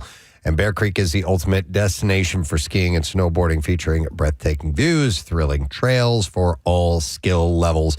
You can get the deal now through Sunday while supplies last at WMMR.com/deals. This could be a great gift, too, as we are going into gift-giving season. Terrific idea. Yeah, I plan on doing, this is my plan on December 1st, is to go skiing a lot this season. You going today? Not today, not today. But I don't even know when the mountains are going to have snow on them. I don't know if they have snow on them now. I don't know. I think there is some. Yeah, seen a couple places starting to make snow. Yeah, Casey, okay. So that's exciting. Yeah, that's the plan, to get them a little snow blades. Go skiing. You think someday you'll segue into skis if you're doing it more often? That's where I started. I started on skis. No, but I'm saying if you do this more often, do you think it might get more adventurous? No. Okay. I like my snow blades. Okay. Yeah. My goal is to take a couple more lessons this season and then join you on those snowblades, Casey. Yeah. I'm going to go and snowboard while you snowblade. That's how I ended up on snowblades. I know. Snowboarding hurts, guys. Well, keep us updated, gang. All right, after the Bizarre File, we have an announcement to make. WMMR presents Preston and Steve's Bizarre File. Brought to you by Pro Team Collision. If you find yourself in an accident, trust the pros. Pro Team Collision, your trusted auto body repair shop located in King of Prussia, and you can go to proteamcollision.com. A Pierce County woman who deputies say was involved in 4 whippet-related DUI incidents in less than 2 weeks was arrested on Tuesday morning on 2 $50,000 warrants. Oh, she whipped it good. Deputies said the first case was reported on November 12th around 1 p.m. when a witness saw a woman sitting in her vehicle inhaling nitrous oxide. The witness told dispatchers the woman looked sick and impaired while the car was running, and they were worried that she might drive off and injure someone. When deputies arrived for a welfare check, they said they immediately saw her throwing empty nitrous cans into the back seat. Good day. Deputies also noted that she was nude from the waist down. And she agreed to complete a field sobriety test and failed each category. She was arrested. 3 days later, police arrested the same woman on suspicion of a DUI after a crash. They reported that she hit a power box and knocked down a power pole. Her car was destroyed in the crash. An officer said whippet canisters were scattered inside the vehicle. She was booked again on a suspicion of DUI. You can whip it at home, can't you, without getting in the car? Yes. Deputies said the pattern continued on November 20th when another caller reported a woman slumped over inside her car with nitrous canisters all over the place. Responding deputies said that they were able to stop her before she pulled out of the parking lot and determined that there was probable cause for a third DUI. And deputies were frustrated and increasingly worried for public safety, especially because the woman had bailed out quickly after each arrest. And on November 23rd, deputies learned that she had been involved in yet another incident in Tacoma. I have a secret. I really like whippets. Investigators said she hit a parked car in a neighborhood, pushing it into another vehicle. Her car was totaled again. The following day, sheriff's officials said that they received word that prosecutors had issued two $50,000 DUI warrants, calling her a high-risk danger to the community. What is the level of addiction? Is there addiction to whippets? Yeah. In fact, that's, if you remember, Steve-O was highly addicted to whippets. Okay. Like, it's scary. I mean, because the high really doesn't last very long. It's like 30 seconds. Right. And I just remember because there was footage of him just cracking one after the other, after the other, after the other. Yep. Jeez. Yep. All right, in Japan, police have arrested a 26-year-old man on suspicion of obstruction of business after he placed a urine-filled plastic bottle on a shelf at a convenience store. Kota Shoizawa, who is a company employee, brought the bottle that was labeled tea with him to a convenience store and placed it on the beverage shelf. A customer who purchased the bottle that day noticed an odd odor when he opened it and reported it to the store without drinking it, and this forced an inspection of all drink products on the shelves. This smells like piss. Police said Shibazawa was identified after an analysis of store surveillance camera footage. He was quoted as saying, "I only thought of it as a prank and had no intention of disrupting business. Oh, come on. I was frustrated because things weren't going well at work." So he would let someone drink pee. Uh-huh.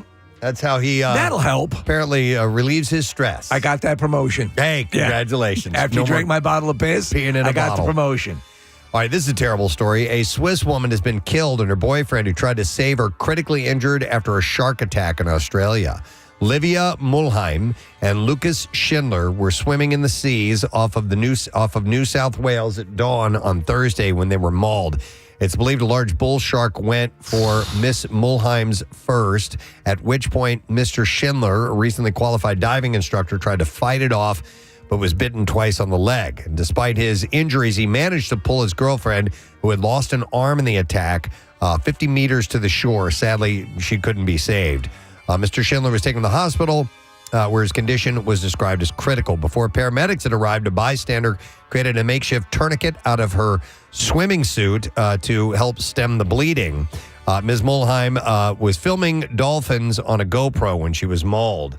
Kylie's Beach, by the way, where they were, is unpatrolled and is known as a shark hotspot. What? The attack has prompted renewed calls from the public to install more shark bite kits. Or don't go swimming there. Along Australia's coastline, the kits are designed to help control bleeding and contain a tourniquet, 2 conforming bandages, and 2 large dressings, an emergency thermal blanket, gloves, a whistle, and step-by-step instructions on how to treat a shark bite.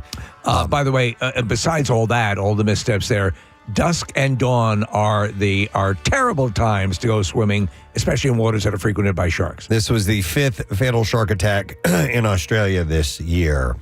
In Japan, a 69-year-old security guard was attacked by a bear in a public restroom. I'm not a shark. The pre-dawn hours. According to the police, the guard who was on duty encountered the bear peering into the restroom at around 1:20 a.m. as he was about to exit the facility. Turn around and look in the toilet.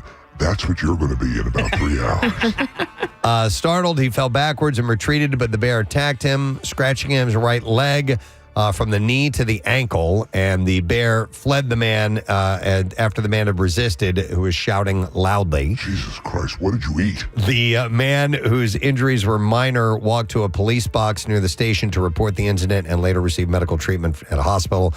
Described the bear at being about 3 to 4 feet in length. So it wasn't 5 feet. Like a giant one, but big enough. Enough to do some damage for sure. All right, and let me see. Do we want to do one more? Do it. Yeah, let me do one more. How about this one? Oh, yeah. I wanted to mention this.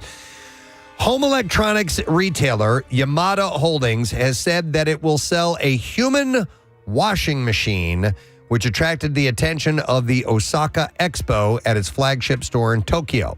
A demonstration unit of the Mirai human washing machine will be displayed at the store starting on December 25th. The company has not decided when it will start selling the product, but the price is expected to be around $400,000. So it is literally bathes humans, cleans humans? Yep. The human washing machine was developed by Osaka-based Science, that's the name of the company, which produces products using technology that generates fine bubbles. By simply lying down in a 2.3 meter long capsule, the bather is washed by the machine with micro bubbles and a fine mist shower, with the whole process, including drying, completed in about 15 minutes. Sensors monitor a bather's health during the use, while the machine provides relaxing visuals and music. So it's kind of like, because there's video screens, so it's like the opposite of a sensory deprivation tank. Like there's lights on and you're...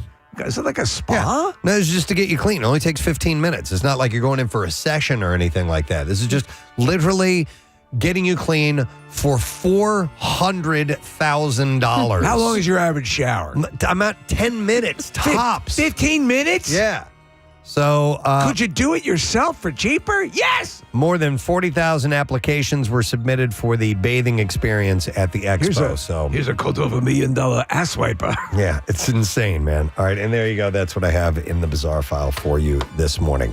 All right, so our Camp Out for Hunger this year was a tremendous success. And we were all very, very surprised and delighted at the amount of participation that you had, chimed in on and chipped in, I should say, and helped us out with. We have further totals to pass along to you. Just to reiterate, in pounds of food that were raised, last year it was 1.6 million pounds. This year, 1.8 million pounds. Now, as we had said from the very beginning, our partnership with Acme Markets had continued until Thanksgiving, as the donations at the pin pad when you were at checkout were continuing. And we have more to add to our total. Now, we had initially had around 1.6 million. I think it was 1,635, somewhere in that range. Last year, the money raised was $995,000. And with the total now, this is the complete total, the monetary donations have equaled $1,934,480. Can you believe it? I mean, just shy of $2 million. I mean, we've been blown away a number of times with these results coming in. That is staggering. Yeah, it's incredible. I can't. I was expecting the number to nudge up just a little bit, but not by, over $300,000. So we've been saying we were going into this camp out for hunger with a lot that was just weighing on us and bringing us down with the loss of Pierre and all the other things that were going on. Yes, and we were hoping to just have a respectable showing, but this is out of the park. Yep. Just astonishing, and we cannot thank you enough, because every time you hit that pin pad and made that donation at Acme, and Acme allowed us the access of their system to do this, you made a huge difference. Yep, so $1,934,480.06, by the way. So that's just, it surpasses anything we ever had anticipated or even hoped for. So thank you. The generosity. Again. I mean, how generous people are. It's just absolutely humbling. Most definitely is. So we're happy to pass that along to you. You done good. You did amazing. So thank you very, very much. We're going to take a quick break. We're going to come back in a moment. Jared Freid will be joining us. So stay with us. Spray your feet. Yes, spray your feet with Axe body spray. You don't even use soap That to would wash be your worse. You don't even use soap to wash your feet. Don't say they're clean. There is soap that travels all down my body that eventually ends up on my feet. My feet are squeaky. Chris, Preston does it. Kathy says Preston doesn't wash his feet. He doesn't. Can you imagine that? He lets the soap run down his legs. It just runs down his legs. She knows. Exactly. I think though they also give you the little slippers so you can put them on, right? No, I don't want slippers on. I want my socks. You slippers. Well, you're just in your socks. You're not your bare feet. Then you're fine. Exactly. Yes. I don't take my socks off. I'm not an animal. Come on, man. Does. Casey, do you take your socks off? No, and I resent you for saying that, Kevin. Thank you. All right. Thank you, Chris. They should give you slippers, though, right? Like as long as we're tossing stuff out there. Excuse me. It just took its socks off. I don't know. Slippers? That'd be nice. Yeah. Do you guys ever wear them? I did once. Yeah. I hated them. What, on the plane or at home? No. At home, around the house. This slipper season. Hell yeah. Right now? We're coming out of. Yeah, we're coming out of slipper season. We're in flip-flop season now. I never wear. Casey, I can't believe he just asked who wears slippers. I wear slippers. Casey and I wear the same UGG slippers. If you don't wear slippers, you have to get these and you'll wear slippers. Okay, I do like slippers. Yeah. I will wear I'll try sneakers or whatever my footwear was, unless it's like formal stuff. Yeah. I'll switch. You don't know if a deer is going to come jumping through that window. Right. You got to be able. But that's why you keep your slippers by the door. You No, you just got to keep wear your them. sneakers by the door. I can go outside with slippers. Yeah. Oh, Well, totally. these In are an like emergency. rugged outdoor, indoor slippers. They're tactical slippers. These are, and those are, I would say, more of the colder weather slippers. Sure. I have warm weather slippers as well. So do cold weather slippers, that coincides with sweatshirt season, right? I think so. They're the same, like hoodie season? Yeah. Yellowstone are pajama cold. pants season. Yes. We're working our way into foot bath season, by Real the way. quick, I just want to ask Casey one question because I think here's where we're going to separate. Do you wear those? Do you actually wear those slippers outside? I do. Okay, yeah. Not like now we're on different pages. Well, like to take the trash out or something like that. Take the If it's trash chilly, out, you got to run or- outside real quick, go get the mail, you know. Stomp down the mulch. Or Yes. if I'm like I got to go pick somebody up from class, not class, but like practice or something Oh, like she that. If I'm just gonna be got in the car. side-eyed by Kathy on I'm that. like, you're driving. Pajama pants to Wawa. Yeah, but that's what the Oh, kids are dude, doing. I want to have I want to get a group of people to go to Wawa in pajama pants because it's very freeing. Talk I is love cheap. it. Let's Yeah. do it. Let's do Let's it. rent a bus of people. We'll get rent a bus. We'll get everyone in their pajama. Yep. And socks, no shoes. I would love to do that. All right, hang on. I want to go to Todd, who worked in a store that kids would frequently mess up. Hey, Todd, good morning. Good morning. How's everybody doing today? Good, buddy. What's going on? So I actually have an interesting story. One of our beloved Philadelphia Flyers, I'm just going to keep his name private. Okay. He came in with his wife and his two little crotch goblins, and the kids were running all over the place. They were throwing pillows all over the floor. They had like cookies or. This is a mattress store that you work at, right? Yeah. Okay. So, and look, it's expected. You know, I've had it a million times where people come in and they throw pillows around. Right. It happens. You know, I get it. But the idea is, like, at the bare minimum, tell your kids, pick the stuff up. Yeah. Or make an attempt to just, before you leave, yeah, follow them around and pick stuff up. Sure. That's all you ask. When they left, the you know, like I said, our beloved Philadelphia Flyer, and his wife did nothing to pick anything up. They walked out. Now, they bought a lot. I was happy with them because they bought a lot. I got a good commission from it. But Were they still, French like, Canadian by chance? they were not. Okay. That narrows it down. All right. Well, yeah. So you left. They left, and you had a bad taste in your mouth because it was just disrespectful. Exactly. All right. Yeah, I think It's a courtesy. you're obliged, I even agree. if you're a Philadelphia Thanks, Flyer. Yeah. Your kids, if your kids go in and do something, you need to correct what they've done. If it's knocking down a display, if it's sullying the reputation of the NHL, it's what you do. Let me see here. It's Eric that we're going to go to next. Hey, Eric. Morning. Hey, good morning, it. Hey, good morning, it buddy. What's happening? Hey, congrats to Marissa for getting married. Pass along your love. So I used to work in customer service, retail. I work in construction now. Shout out to Glazers 252. But I was raging to Nick through the text earlier. This Anthony Bass guy. What gets me the most is the entitlement, like the basic human decency of just pick up after yourself. Teach your child to pick up after yourself. It's your job as a parent. And Nick, you can check the stats on me. He can't even do his own job as a closer in baseball.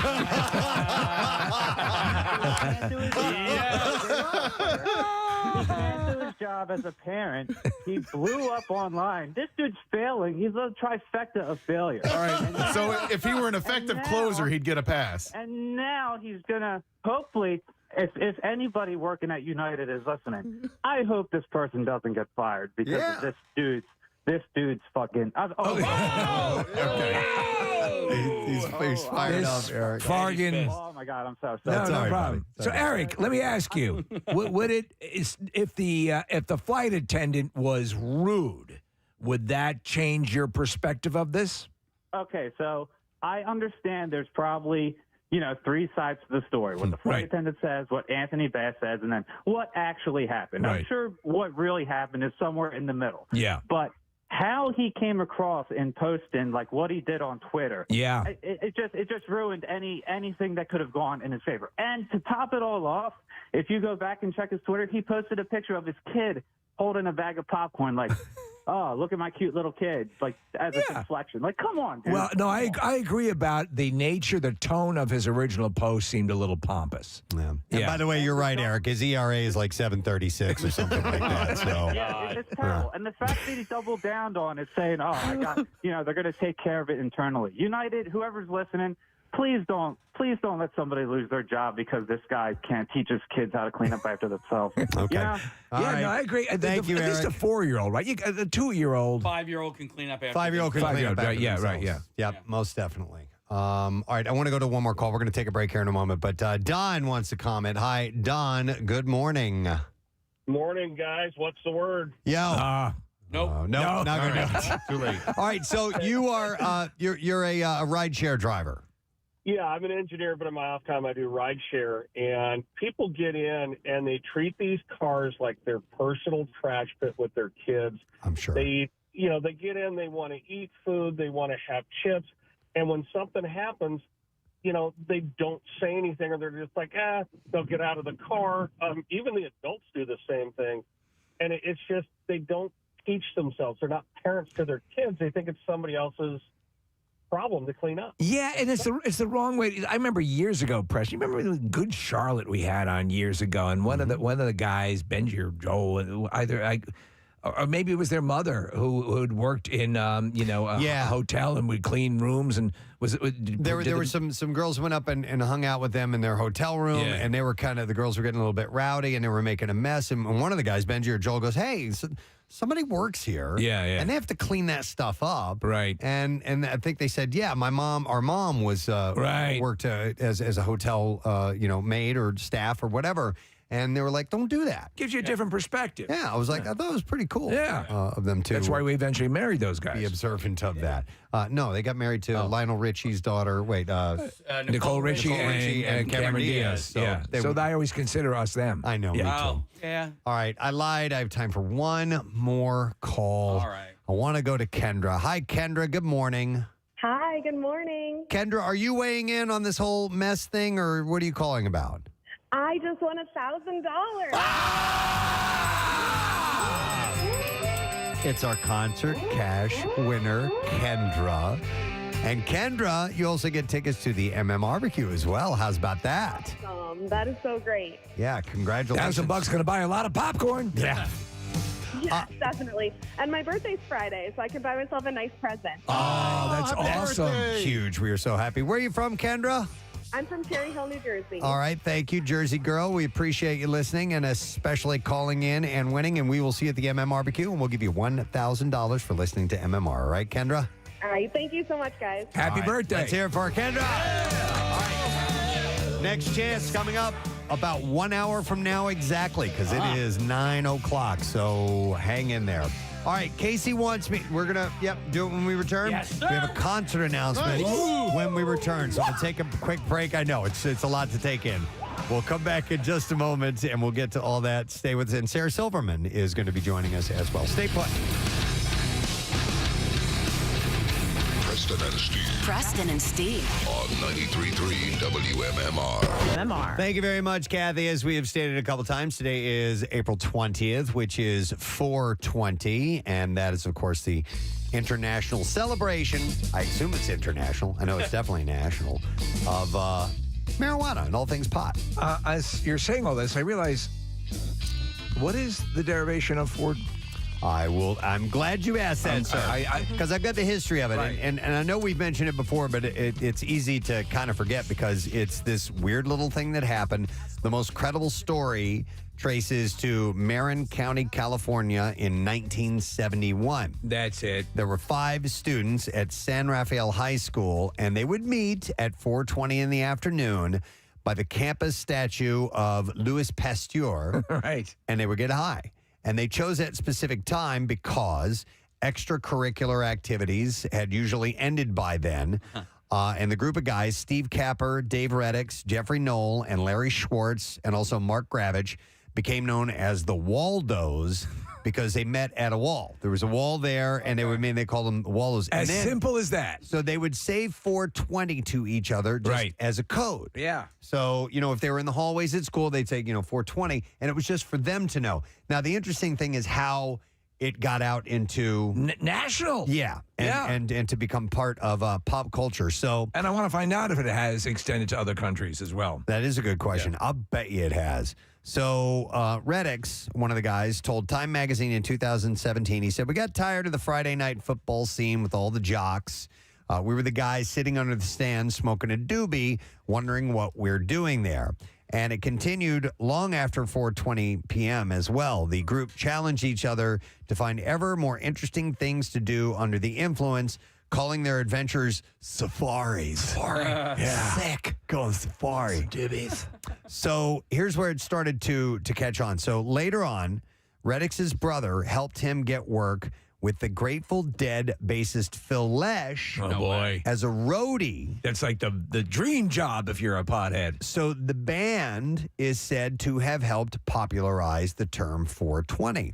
And on December 28th, 1990, a group of deadheads in Oakland handed out flyers that invited people to smoke, quote-unquote, 420 on April 20th at 4:20 p.m. And one ended up with this guy named Steve Bloom. And Steve was a former reporter for High Times magazine. Is that even around anymore? Yeah, I believe it is. I would Steve. imagine, God, if it had gone away before all of this, it'd be a crime. So the magazine printed the flyer in 1991 and continued to reference the number, and soon it became known worldwide, it says here, Steve, worldwide as code for marijuana. You know what High Times should have done? And if they haven't done it yet, maybe they can... So we just made an announcement earlier this morning of the improved monetary donations from Camp Out for Hunger. But somebody pointed this out. I didn't even think about it. Last year raised $995,000. This year, we've upped it by almost $1 million. I mean, that is staggering. Again, I use that word. It's the only word that I can apply to this. You almost you buckle at the knees at that. Clearly, that was the furthest from our mind, that notion that we would get that far this year. It seemed like it was going to be, at best, problematic. And to have it work out this way, unbelievable. Thank you very much. We do appreciate all of that, but I just wanted to share that one more time. All right, our guest is on the line. He's joining us via Zoom this morning to talk about his show coming up at the Fillmore. It's going to be on January 9th, and we love having him on the show. It's called the Table for One Tour. Please welcome Jared Freid to our program. Jared, hello. Good to see you again, man. So great to be here virtually with you guys again. So good to see your faces. How are you? What's happening? This is better than Ezra. It is better than Ezra. And that's all we can hope for, is that our lives eventually end up better than Ezra. A little bit better than Ezra. That's the scale on the Ezra scale. Are we better than Ezra? You know, he's at a casino, so I'm at the Fillmore. That's better than Ezra. That's all I care about. You know, you propose an interesting notion here. Like we have, obviously different scales, like the Vegeta scale for tornadoes. Is there an accepted wellness scale? And can the Ezra scale, in fact, be that scale?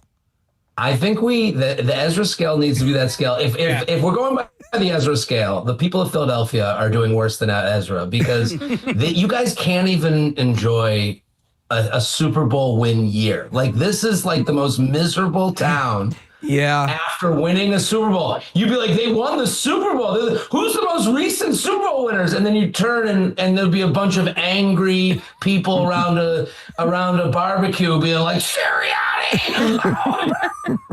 And you'd be like, they just won the Super Bowl? Like, I've never seen a more angry winner. Well, you know this. This is the truth. You're only as good as your last act. I think there was a general consensus, Jared, that we were looking at the best possible ingredients and recipe for a repeat.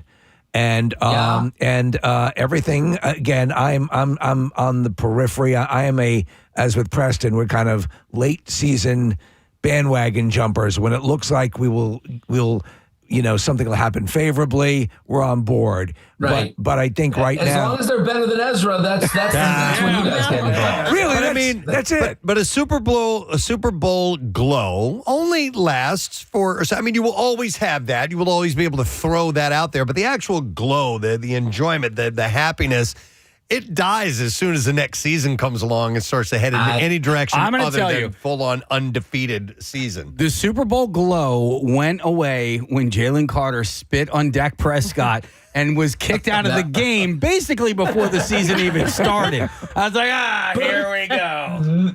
That's the Philly way. I thought that would have made everyone in Philadelphia be like, oh, he's one of ours. ours. That's what we do at Thanksgiving to our grandma. Can we admit that the anger is internal, though? It's to other Philadelphians, but as soon as somebody from outside of Philadelphia jumps in, we're like, what are you talking about? Why are you saying anything bad about us? That is the key to Philadelphia. We hate us, but don't hate us because we'll hate you. That is really the motto of the town. Like that's our piece of crap, not yours. Well, also, I think that can be true for a lot of areas. I think we maybe raise it to an art form. Having come, from New York in my early formative years, it's there as well. I think there is there's been a perfecting that takes place here. Listen, besides that and all of the football stuff that's taking place or not taking place, I have to ask you, because I know you obviously we've known you for your culinary chops and your charcuterie expertise and other things food related. Thanksgiving, is that a wonderful gluttonous experience in your family, or is it a time for being vilified by your parents? What's the dynamic? The Thanksgiving is the time for judgment. It is the time to look around the table and say, "Oh my God, these people are the reason I am the way I am. It's their fault, not me. I didn't create the monster that I am. These people are the reason I'm a monster." All right, so not just judging, but justification. Yes, okay. Thank you. I knew I was on with the wordsmiths today. It is a justification meal. It is because all of us, we all know we are all mediocre and we're all less than we thought. We are not as good as Ezra. We thought we'd be better than we are. And we're all what we are. And now we've had to deal with that. And every year we come home for Thanksgiving, we go, "Oh, it wasn't my fault. It's these people. They're the reason I wake up at midnight and go to the fridge and eat even though I'm not hungry. They're the reason I have no confidence. They're the reason, my mom, she goes, 'Get me into the Hulu.' I'm 2 minutes into getting her into the Hulu. Like, I'm helping. I'm doing the thing a millennial's supposed to do. 2 minutes in, she goes, he can't do anything. I'm helping you do the thing you can't do, getting told that this is the reason I'm bad at everything. It's not just the Hulu password. This is a representation of how I am with she said everything. He can't do anything. So when you're looking anything, this was like a big game show. This is like a Squid Game. If he can get into the Hulu, maybe he won't be a disappointment as a child. Like, no, I failed. I love the fact, and you draw upon it, and it used to be something you'd hear it all the time, and parents and grandparents do it. It's not Hulu, it's the Hulu. I remember when HBO, I want to get on the home box. The home box. Yeah. Right. The never employed, and that's your tip off that you're woefully inadequate when it comes to troubleshooting your technology. But Jared, and now every time I have sex, I'm just gonna hear as I'm not being able to please a woman, I'm gonna hear he can't do anything. Yes. He can't do anything. It's like it's gonna double down. The woman's gonna be like, "What's wrong? Are you okay?" It's like nothing. I can't even explain to her what's going on in my head. Sorry, my mom is in my ear right now. Your mom? You're thinking about your mom right now? I know, it's a tough thing. I just went home for Thanksgiving. I couldn't get into the Hulu. She'd be like, "What?" And then we're fully dressed. We're sitting at a table having coffee. We're not even making love anymore. Yes. Jared, you just titled your next special, "He Can't Do Anything." I think you're right. That's it, man. That is a great idea. Well, by the way, did you get into the Hulu or no? No! It was crazy. All right, so she might have a point, but maybe not a consistent point. When you scan around the table, is the whole family there, by the way, when you do a Thanksgiving meal? A whole family? I don't want to bring this up. My brother is a coach for the Bears. He was off whooping Philadelphia Eagle butt the next day. Yeah. So he's out of the picture. So it's all on me. So it's my mom, my dad, and then just them 4 eyes just trained on you like 2 eagles just looking at their prey. And then my dad does this thing every Thanksgiving. He takes a lot of pride in not eating any turkey. He will announce to the table, he'll go, all sides. I'm going all sides. And we're supposed to be like, what? Oh, did we hear? It was on the news last night. I don't know if everyone got the map. Mr. All Sides is here at the table with us.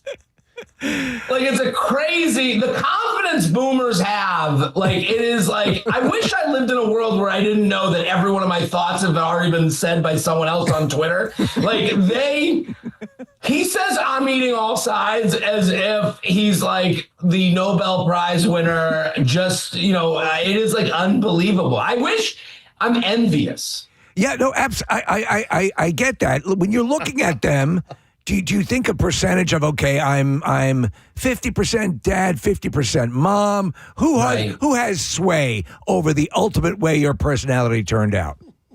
Oh my God, I'm both of them. It really is. I'm both of them because my mom is a performer and my dad is cynical, and I would say that is my act. I am a performer. I'm a cynical performer. I sing, dance, and dust. I'm an angry Kevin James on stage, and I'm like, that's the only way that's what they would be smushed together. And the problem with my parents is they're always a little bit right. So that's the thing. We all say like our parents are wrong. They're not. They have it's like a joke. The reason people get offended by jokes because there's honesty. They go, ooh, that stung because you're saying what you really think. My parents, no matter how stupid and dumb and awful they are, they got a 10% hit rate. Yeah. Where they are exactly right. I mean, my dad, so I moved down to Florida. This is ridiculous. I moved to Delray Beach. My parents live in Boca, as most Jews do. And I moved to Delray because I was like, I need some lifestyle. Like, I go on the road. I live in New York. I'm going on stage every night. I was like, I feel like it was all becoming, I wasn't being a human. I was like, I got to go somewhere where what can make you more human than moving to the state of Florida? Am I right? So I was like, I'm sitting up to the table. My dad goes, and I'm talking about like I'm dating and I'm trying to meet women. And my dad's like, you got to be careful. People who move to Florida in their 30s and 40s, they're people who like didn't make it. They're people who really didn't do it. They're losers. They're people that they have nothing. They're grifters. They're not smart. They're not, and I'm like, wait a minute. I moved to Florida at 40. Yeah. I'm the one you're talking about. And he's like, no, not you per se. He's like, and I'm like, but he is right. Like, people don't move to Florida because like it either went great or you're running away. You're like, let me start my new life, you know? Yeah. The two scenarios. Do you get though the occasional, because they have to look at your success, which is, you can't argue. You've achieved certainly notoriety and success depending on, even by, if you're any standard, you're doing well. Do they acknowledge that at all? This is what I needed. Thank you. No, they do. Every now and again, my he'll look at me and he'll go, you've done good at this. I don't know how. Like, he always brings it back. He'll go, I don't know how. We never thought you were funny. And then he'll go, you talk about, because I talk about my parents on stage, now I was talking about dating. I talk about my life. Like, I hate when someone's like, what's your shtick? And I'm like, I don't know. I tell stories about my life. This happened. Everything I talk about on stage happened. And it's like, and my dad's like, well, you make fun of us, which is like, he's like, that's easy. That's cheap fodder. Make fun of us, make fun of some old people. That's easy. I'm like, well, no, it isn't. Yeah. People wouldn't believe what I'm dealing with. Well, you tell, like, for example, I believe it's your latest bit or your latest special. And I was reading about it, so excuse me if I'm getting this screwed up. But basically, a trip to the beach figures prominently in you telling a long story. When that's really it's brilliant what you do as far as pulling that stuff into it. I mean, and so stuff like that, I assume, comes from a core story with your perceptions added on. Correct? So absolutely. So they would not be able to deny the kernel of the story is true. No, I started, so the story about the beach that I taped, and we're trying, as you guys know, we're trying to sell it, and that's a whole process in itself. So that's taped and done. I'm not even doing that material anymore, and I'm proud of it because it was a 2-minute story about going to the beach with my parents in Delray Beach, and I turned it into this hour thing. And I remember I was at the Cellar, and I'm at the Comedy Cellar, and my parents came, but I'd been talking about them for a month at that point, and the staff of the Cellar I'm friends with, they're like, have they seen it? And I'm like, seen it? They lived it. What are you talking about? So they go I go on stage, my parents come in the room, and I'm in the middle of my act, and I'm talking about my mom, and all of a sudden, in the room, in the show, my mom stands up and starts going, no, disagreeing with me because she starts having the argument with me that we would have at the kitchen table. And I'm like, yeah, that's my mom, everybody. She's denying that she does this all the time. She'll go, that's her thing. That's why I'm so anxious. Everything. What is that in response to? Is that just she's aghast at something? Always aghast. Always. You don't know what it is. It could be anything. So your whole life, you're on eggshells. You don't know. And she's going, I don't do it all the time. And it's like, I remember I did the Tonight Show. At the Tonight Show, you do a rehearsal. Yeah. It's the hardest part about the Tonight Show is that you have this set that you've put together. It's 5 minutes. It's a Frankenstein set. So it's like 5 minutes. And you know, a lot of stand-up, you guys know, like it's the order is like imprinted in your mind, so that makes it easier to perform it.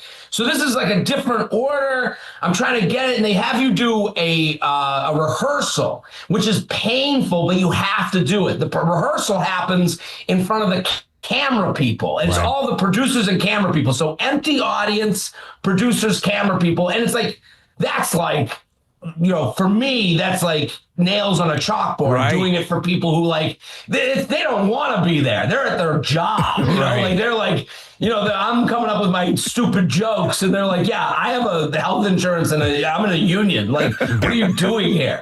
So I go up and I start rehearsing in front of the camera people and the producers, and my parents come in for the rehearsal. Oh boy. And I tell this story that really wasn't that worked out. Like it was kind of, I was not, you know, I wasn't ready with it, but that's the one they wanted. It was about my mom. She used to go to Dunkin' Donuts and steal all the cups. That was like, she would steal every cup from Dunkin' Donuts. And when she would walk in, she would do an order that was like gibberish. She'd be like, I'll have a tall mocha iced. And then they would like know her order. So it was all about how she had this stupid order. And then they knew it no matter how stupid she said it. And we get done with the rehearsal and I'm like sweating. I'm like, okay, I think that's it. You know, this is an hour before taping. We're walking out of the rehearsal. I just did it for the, you know, the grips and the camera people and my parents. My mom goes, take out the Dunkin' Donuts one. Oh no. Take out. Don't do that one. And I go, are you kidding? What? And like, I'm doing the Tonight Show in an hour. That's the set. That's it.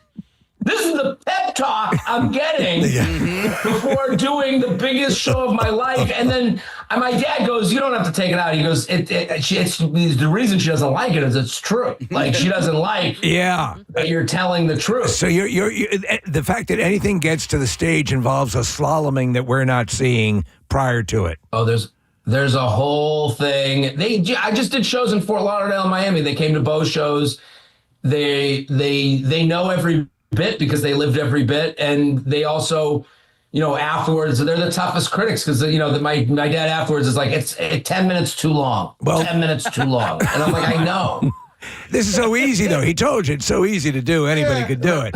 Well, that you know, that which does not kill you makes you stronger. I wanted to go up on another thing here, bring up, because I've read this and I saw you discussing this about Ozempic, and what are you calling yourself? Ozempic curious.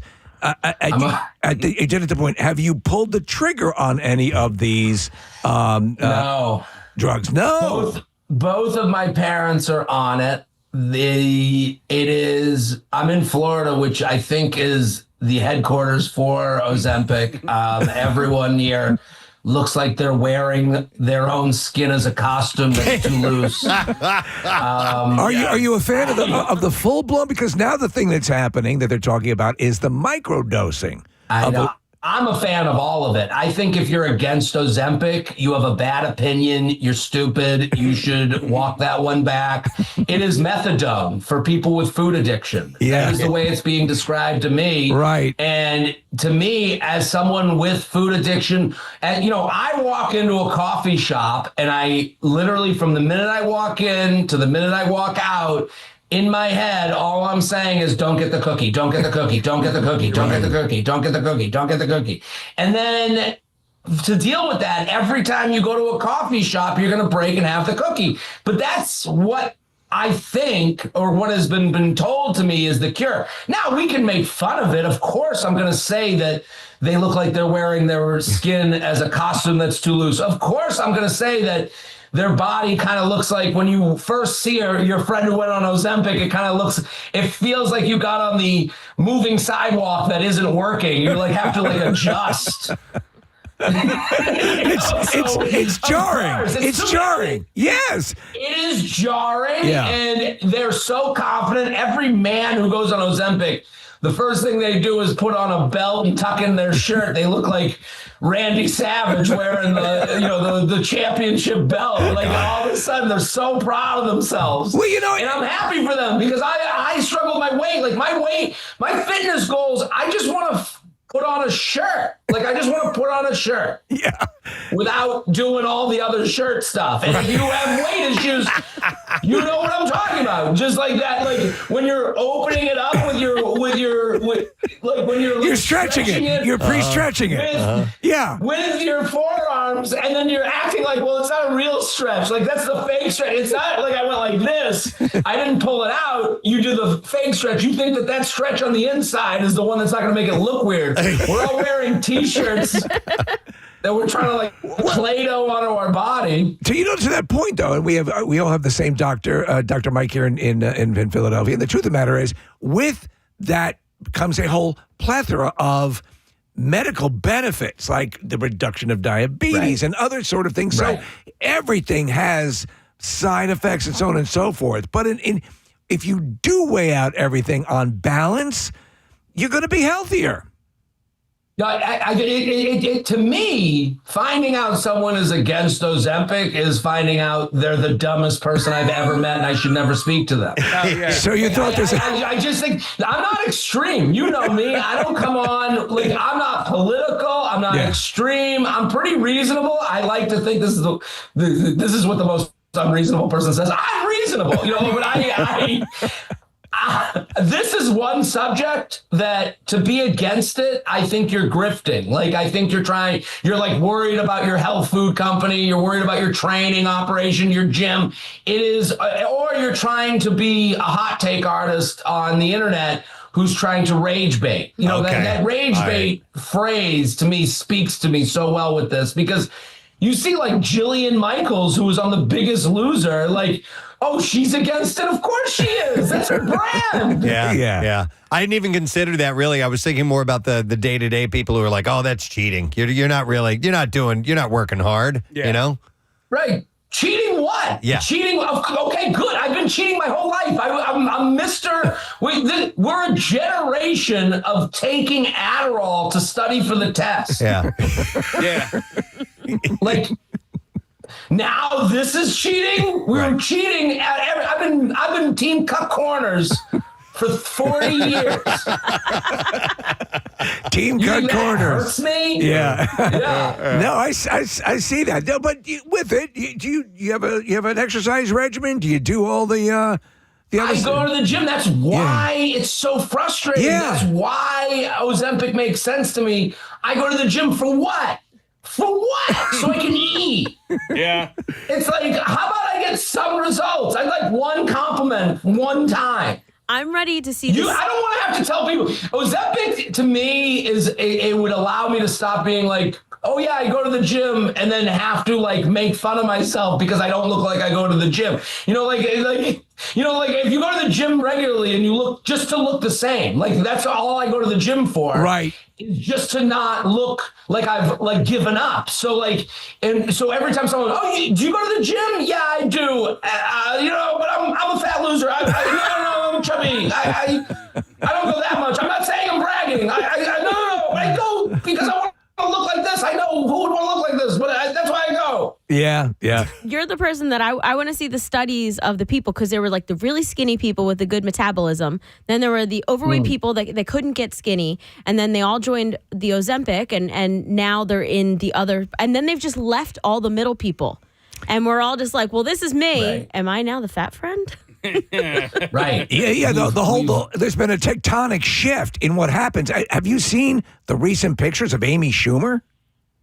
She looks unbelievable. It's unbelievable. It's unbelievable. And that's the thing. You do have to adjust your eyes. And then I guess like they say there are people out there. Like there are people who are like, everyone's going to be on it. 10 years from now, this is going to be like taking vitamins. Like what's that? Yeah, like vitamins or something like that. Or like Viagra. Like Viagra is a similar drug in the respect that it was for something else, and it was for blood thing. It wasn't even for what it's for now. Right. Now Viagra, like, would you say that guy's cheating? He wouldn't care. Right. No. It used to become the thing you didn't speak of, and now they deliver it to your door in like Costco drums. So yeah, things have changed a little bit. Yeah. Some guy pulling up. Here's your vat of Viagra, sir. Yeah. This is only semi-gross, but good luck. How many rooms you got in your apartment? Because your background is your toilet. I was just wondering. I got 3 rooms. Half of them, 2 of them are full of Ozempic that I'm about to start taking. You're all set. Full of Viagra. So there's not a lot of room to tape here. I have to ask you, because we want to get you all the different topics. You're a Renaissance man with all of your interests. I know The Bachelor.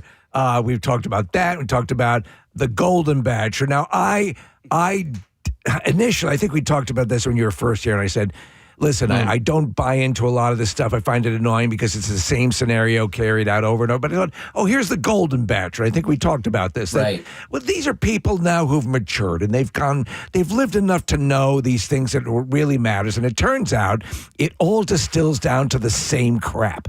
And I was watching a little bit of the most recent one with, what is his name, Mel? Was that his name?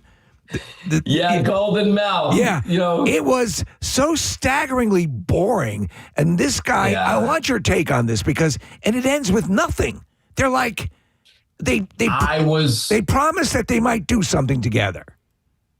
Yeah, it was a bad ending. I was on this season. I did an episode. I did a roast. They had a roast of Mel, and I was the comedian that led the roast. Oh, I would have loved to have seen that. I met Mel. Mel's a nice guy, but I don't think it felt like no one told him what the show was. It felt like one of his buddies at a happy hour was like, yeah, you're going to be able to bang 40 chicks, go on this show, whatever. And he was like, sure, they're going to be old? And he's like, nah, go ahead. They call it golden because they got a golden heart. I don't think he knew what show he was on because he started he started the season with going on a podcast saying, I don't want anyone over 60. And you're like, no, you're on the Golden Bachelor. That's literally the premise of this show is that people in their golden years can find love. And I gave him the benefit of the doubt because like you, I think a lot of people when they heard the Golden, they were like, this might be sad. This might be old fuddy-duddies. And what we realized the first season was they were nice, great people who were going through the dating issues that everyone was going through. Everyone. And then this season, and then we get to the end and he's like, I'm just looking for a situationship. And you're like, what? I don't know. He gave her a ring. What was the ring? It was like a for? promise ring. I think what happens is you end up with people. You figure that the perception initially was, "Is this my last grasp at romance and my forever person?" And it turns out the superficiality really didn't leave a lot of these people to begin with. No. Yeah. Well, it's the most human part of the show is that anyone listening, anyone watching, anyone in this room right now, we're not above it. A little attention is a drug, it's like Ozempic. It'll make you lose weight. It'll make you a little bit more confident. Yeah. Because I've met the Golden. So I did a show in Chicago and there was a big group of Golden contestants that were on the Golden Bachelorette that came to my show. And you can see that I just posted a YouTube about it and they're all like dudes. Like, I mean, like if anything, the Golden men that have gone on the Golden Bachelor, like the women should be like, see, it never goes away. They're 27 forever. Yeah. And I think that's what comes across on the show. But it was just a dynamic but people love that stuff. Obviously you're still a fan. I'm a fan. You go, as a fan, we have to trust that casting is going to find someone who can give us what we want, which is we want drama, love story. We want someone who's there for the delusional thing. It is delusional. It is crazy to go. Like, he kept being like, well, you don't get married after knowing each other for 2 weeks. And it's like, well, that's the show, Mel. Yeah. You signed up for that show. Yes. It ends with a proposal. Yeah. Don't do the show. It ends with a proposal. Right. He got on one knee to be like, hey, want to hook up over there? That's what he got on a knee to do. If I did that, my knee would be worn out. I'd have knee issues. Jared, what's your personal relationship status? I'm single. I'm out there. I'm dating. I'm an idiot. All the things. All right. How long have you been in Florida now? I got here in June. I did like this. Yeah. I was like, I'll do the off season to see if I like it. And then I love the off season. Now that's the season. And it's like wildness here. Okay. And so I'm curious as to now that you've settled in there for a few months, is it time to start looking around to try to meet somebody in that area? Or listen, you travel all over the country. Are you open to meeting someone anywhere, or would you rather it be somewhere where you know your roots are going to be? It's hard because people think a man doing comedy or putting themselves out there, they're just doing everything to hook up. Which that might be true for a lot of people and for me sometimes, but like at the end of the day, it's not really why I do comedy. I have people that come to the shows. I'll have moms that give me business cards to get in touch with their daughters. And I'm like, listen, I'm 40. I couldn't do this in my own backyard. What makes you think I can do this from thousands of miles away? And again, like the thing about the people that come to my shows, and I feel very lucky about this. This isn't a complaint. I love that. I have very successful women come to my show, and they're looking. If they're single, they're looking to meet someone, date, and do the right, do all the good stuff, which I appreciate and think they deserve. But it's like, I don't know what we do if I go on a date in Philadelphia. What's date 2? Let me ask you something. In because North Carolina, what do we do? Because your podcast, because of J Train and your knowledge of the ick. Yes. And I think that would be daunting to you dating because you've heard it from women constantly what they find icky, and you're always checking yourself to see if you're doing any of this. I think it would be strangling. Right. No, I thank you for acknowledging the hell that I live in every day. It's like Superman. I've heard the cries of 1,000 women. Because my podcast, I have gotten emails for now over a decade about all the things men are doing out there. And they're asking me to tell them why. The You Up podcast, especially, that's a dating show where you can tune in and people email in with their problems. So I know, and I didn't go on this podcast because I'm a dating expert. There's no such thing as a dating expert.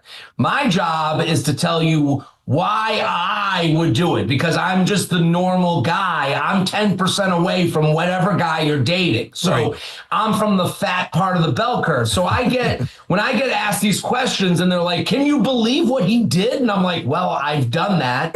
And here's why I did that, because of A, B, and C. So it's hard because in my own dating life, I know every move I'm making, and I can't be naive to that. Like, I know the idea of like, I have so many women that write into the show that are like, I want to have the what are we talk. And it's like, if you want to have the what are we talk, the guy on the other side isn't a master manipulator, and he's also not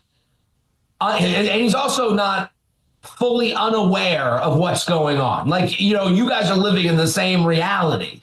So a lot of men play dumb and they go, oh, what do you want to talk about? Oh, we've been dating 3 months and you want to like call this something like every other person wants to do? You wanted like a relationship the whole time? Really? Oh, I thought you just like doing this thing where I don't have to be responsible for your feelings at all. Like, you know, and a lot of men can play that game. I can't. I have to answer to myself where I'm completely honest on these podcasts. Right. So it's hard. I can't really ignore the things I've already said I know about. Because you have a reviewable database of your responses to a multitude of scenarios.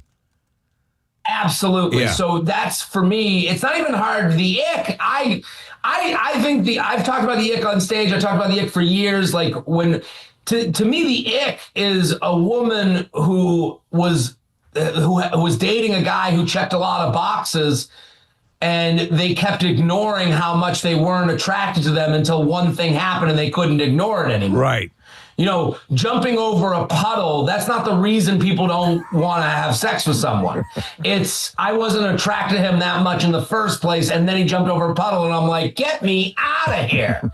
It's the last straw. It's the straw that broke the camel's back. You know, for me, I get in these dating scenarios, and like the other thing is like, I talk about my life. You know, I mine my life for material, and there's a point where it's like, I feel like a stomach ache if I can't talk about the person that or the people I care about. So yeah, right. It's been a little bit of a purgatory of sorts for me. I can understand that. Not to over embellish. If only Ozempic had some sort of LSD quality that could alleviate.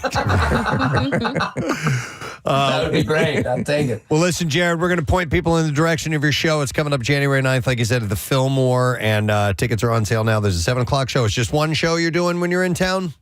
So I added the second show last time I was there, and it became, you know, you do one, you guys do shows, you know, you do the one show and you're like, we sold it out. Look at me. I'm the king of comedy. And then they're like, add a second show. And you're like, great. And then a week later, they're like, hey, man, you sold 3 tickets to the second show.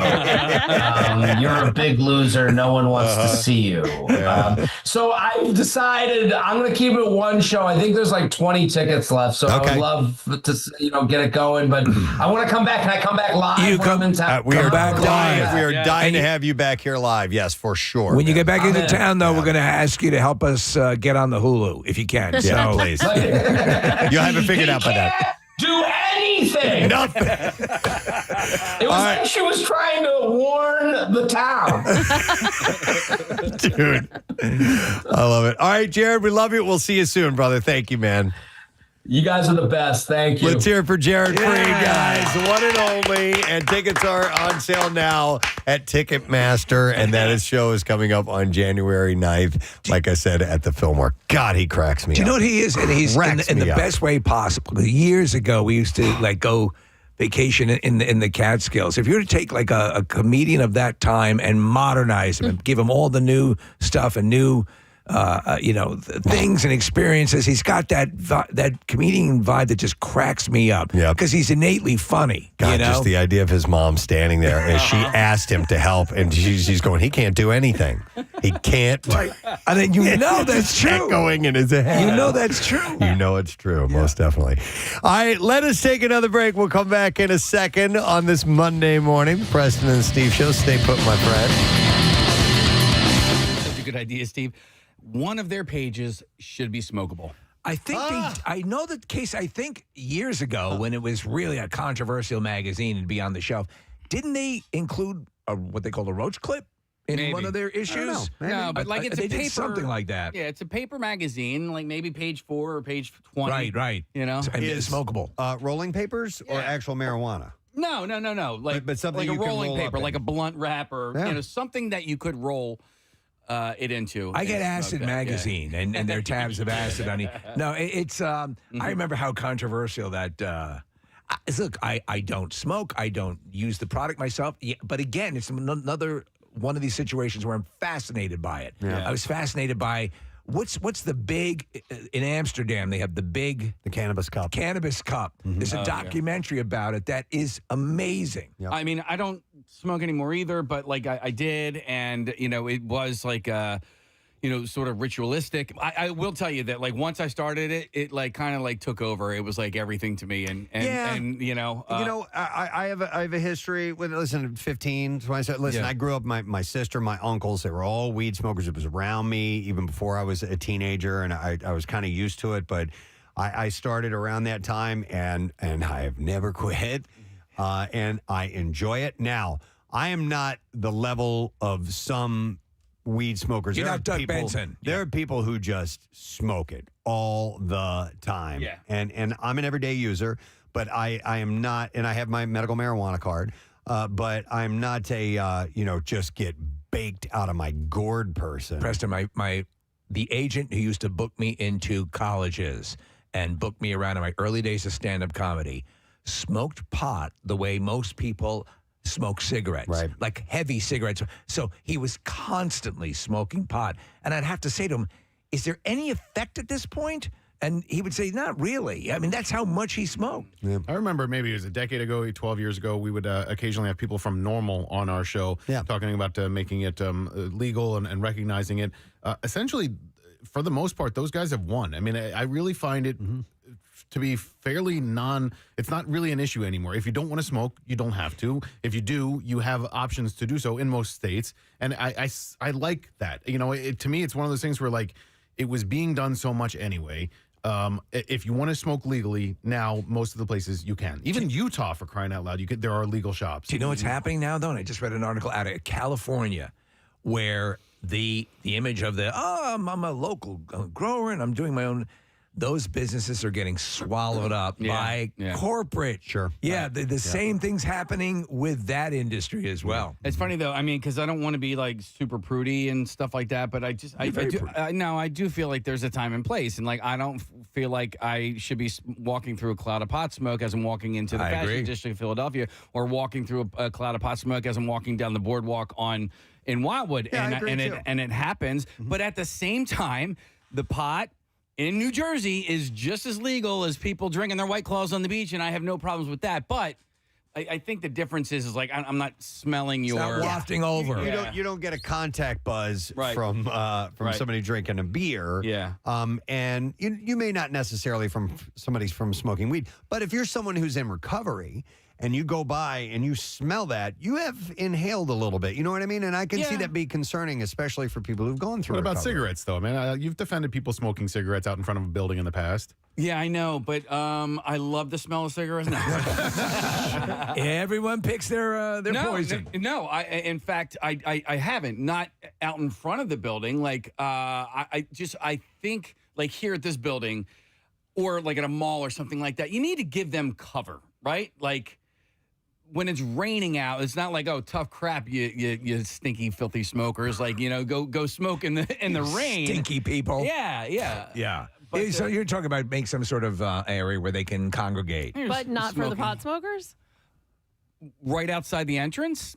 Well, but you're the one that said it, not me. Yeah, I'm right out. Okay, first of all, it's not legal in Pennsylvania recreationally, right? Like in Philadelphia, it is. Yeah.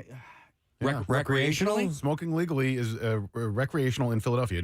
Pennsylvania is odd because it's by municipality in most areas. Smoking weed, as far as I understand it, is allowed in Philadelphia in public. I don't know. Let's check that. It's the public thing that I'm curious about, Nick. I think that you can have small amounts and it's okay, but consumption, there are regulations on when and where you can do that. Can you be the mayor giving a speech smoking a blunt? You're the mayor, man. Go for it. Yeah. So let me see here. Whether people buy marijuana legally in New Jersey or illegally in the underground market, it's a crime for them to possess, consume, grow, or sell marijuana in Pennsylvania. Except in certain instances. Okay. All right. Well, we can. I know. That's what I'm saying. It's odd. And that's part of the reason why it's still so strange is that there are, it varies from state to state. And not only does it vary from state to state in Pennsylvania, it varies from Philadelphia to Pittsburgh. And federally, you can still get in trouble for it, even though it's legal. Oh, they got to shake all this stuff out. What kills me, Preston, is about this the creation of 420 as a thing. There's a good organization attached to a commercial that we run on air that mentions DBH. Do bong hits is what I hear. Of course. And that this thing would take off and become the thing from a school playground when DBH was your school thing. Yep, that was our thing. Yeah. And our DBH, thing, we had it written all over our notebooks and stuff, Our thing in college was, Hendrix, right? So we would, be at a party or whatever. Like, okay, we're going to be at Hendrix at like midnight. All right, meet me at Hendrix. But Hendrix was a gravestone. It was somebody's name. And there was a graveyard next to our fraternity house, and all the way back in the far back of the cemetery. That's where you guys would congregate? Right next to this big tree. It was the biggest, and the last name on the headstone was Hendrix. And it was, so when you're talking about DBH and 420, like these things become lore. They're these cool little ritualistic things that and it's code, right? Like not everybody knew what Hendrix was, and you could say that, and people knew what you were talking about. Right. I think line one might be able to help us. Yeah, that's where I'm going to go. Yeah. I have Mike on the phone, who is a police officer in Philadelphia. Hey, Mike, good morning. Good morning. How you guys doing? Good. Well, we're a little confused, Mike. That's clear. But that's par for the course. Maybe you can help us out here. What's the story with marijuana, smoking it, possessing it in Philadelphia? So it is recreational use. You can walk down the street and smoke it. It is basically when I'm working in the city and we're driving by and you smell it, it's like, oh, well, that's just the new smell of Philly. So instead of, you get down to the subway when we're working down there and you're like, oh, that's the smell of Philly. But up on the street, it's just the smell of weed everywhere. Yeah. So I didn't realize that you could smoke it outside. And that is Nick correct in that it's only. Here's the thing. I'm partially correct. And maybe, Mike, you can expand a little bit upon this. It's decriminalized. However, it's not legal. But I don't know what the difference between decriminalization and legality is. I mean, realistically, there is no. I'm sure there is a nuance, and if you're caught with it with like a certain amount and it's all baggied up, then it could be. Then it's criminalized. However, it's gotten to the point now where it's so prevalent out there that there's no point in doing anything about it because of how willing people are to just say, oh, okay, yeah, that's just the way it is. Yeah, and it's so low level that it's hardly worth the waste of time. Exactly. Somebody. So the biggest things you get is still federally. It's not, and I'm a federal law enforcement. So even for us, though, we're not touching it because there's no, nobody's going to touch for a couple joints or a couple, whatever. Yeah. Nobody's going to even mess with it. But if you're flying out of the airport and you have it in your bag, like your carry-on bag, and they do the search, it's getting confiscated. You're not going to go through it because at that point, once you go through, it's a federal building. That's why you got to pick up the ass buddy for transporting your pots. Right. I mean, so they're going to confiscate, but they're not going to arrest you? Correct. It depends on the amount, though. I mean, you might get like a citation and like almost like an ROR where they're going to give you a citation for it, depending. But most of the time, they're just going to take it and let you travel on, especially if you have a medical marijuana card. Yeah. But they could, and right? There are some nuances with that where, and I'm not. I'll be honest. I'm not 100% privy on it because that's more local level. Right. And I know for us, we're not dealing with it unless we're actually finding it by the tonnage or the like, Right. big towns. And then it's like, oh, all right, that's for us. Hey, Mike, can I ask you a different question? Because I've heard about from people who said they don't want to get a medical marijuana card because then they wouldn't be able to purchase a firearm. It's like you can have one or the other, but you can't have both. Is that That is false. okay? False. Okay. That is false. So I have friends of mine that have the medical marijuana card and also have a Pennsylvania state carry permit. So it is false. It's there's obviously if you get caught carrying and you were smoking and you're high, yeah, there's some implications, right? It's just like drinking. Like even for me as a Fed, I could basically carry anywhere. However, where I can't carry is anytime if I decide to have a drink, right? I'm not supposed to have it on me, and if I do, that's it. It doesn't matter who I am and what I am. It's an automatic. Oh, okay, yep, you're done. Okay, right? So Because that's the implications. let me ask you, Mike. So I do a lot of human trafficking, but I want to get a Class C license. Yeah, Is that going to be an issue? I mean, it won't be, but what's your address again? All right, Mike. We appreciate the info. Take care, bud. No problem. Thanks for talking. All right, see you later. Hi, Mike. All right, we actually have a police sergeant. There you go. Who wants to correct a couple of things that Mike may have missed out on. And he's in Philly as well. Hey, Joe. Good morning. Hey, it's just that you look so nice. That's a great callback. All right, Joe. We're good, man. So what's the what can you clear up about this conversation? Yes, I need to retrain Mike. Mike's pretty close on a couple things. It is not legal. It is decriminalized. Okay. Meaning anything less than 30 grams possession, it will be confiscated and you get issued a ticket for $25. Okay. If you're smoking it, the ticket is actually $100. But a code violation notice is the same thing we issue for a house with high grass, or if you're like smoking in the entrance of a business because businesses don't allow smoking. It's a ticket. Okay. So it's not that big a deal. As long as you pay it, there's no criminal offense. You don't have to disclose anything on a job application. Okay. Oh, all right. That's what I thought. I thought that there was that you can't be just standing out on a sidewalk, on a public sidewalk, just huffing away. I thought that was, if not illegal, some type of a violation. Yeah, but it's become so prevalent. It's almost become that drinking a beer in a brown paper bag. Right. Cops aren't going to chase everybody through the park. Yeah, you're on your it's porch, or your situational. house, you're in your car. We're not going to make an issue about it. Joe, you'd gum up. I mean, if you were to go after everybody, you'd be gumming up. The paperwork alone would be insane going through all that stuff, right?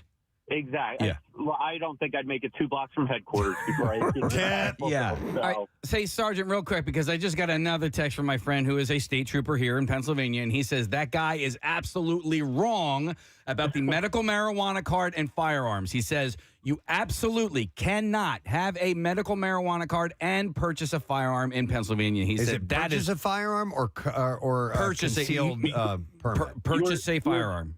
Your state trooper friend is exactly right. If you have a medical marijuana card in Pennsylvania, it automatically prevents you from being able to apply for and purchase a firearm. But if you had a firearm first, what if you had a firearm first?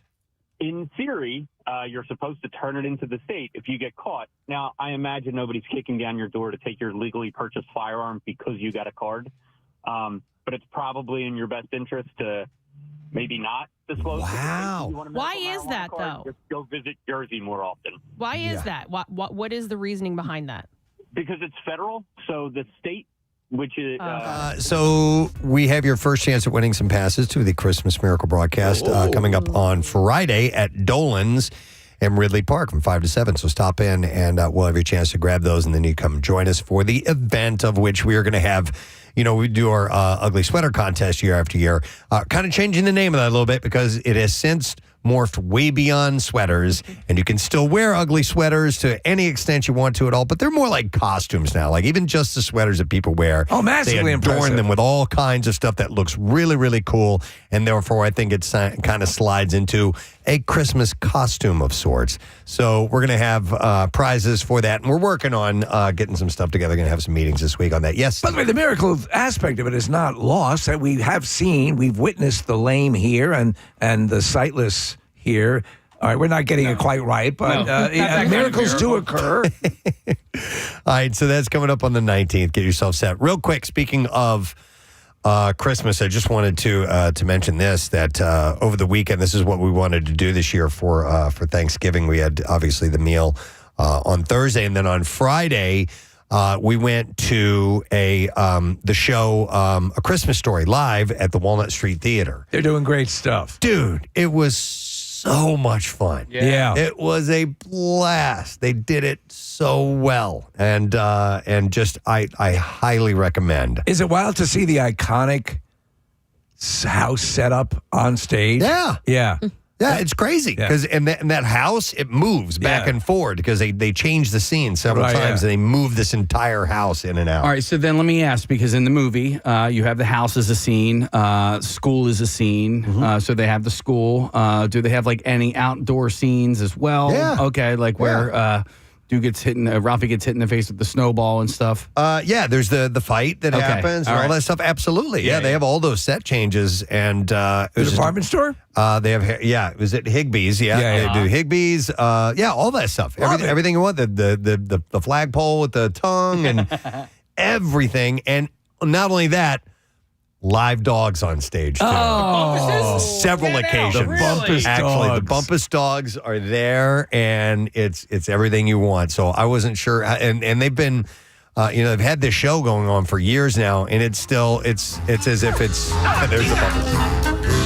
It's as if it's brand new and first run to me. So we were incredibly impressed. We just kept talking about it. I love that. Through the whole weekend. How long is it running? It's showing through December, I believe. I checked to see. Or wait, you know what? I might be wrong on that. Marissa, you'd have to look that up for me and find out when that, because there's another show that I was looking at. We've gone show crazy, live show crazy. So in the second movie, they did the movie, which was the follow-up, A Christmas Story, and they sort of dabble into the Bumpuses. I'd like to see a full-blown story about the Bumpus family, how they ended up in town. Marissa, when does it run till? January 4th. Okay, all right, yeah. I give my wholehearted, full-on endorsement of going to that and checking it out. And the kids, they have tons of kids actors, kid actors, I should say, and they're all great. Yeah, they're all excellent. So we had a blast, and that you never know, that might become a tradition on Thanksgiving for us. Very nice, doing that every single year.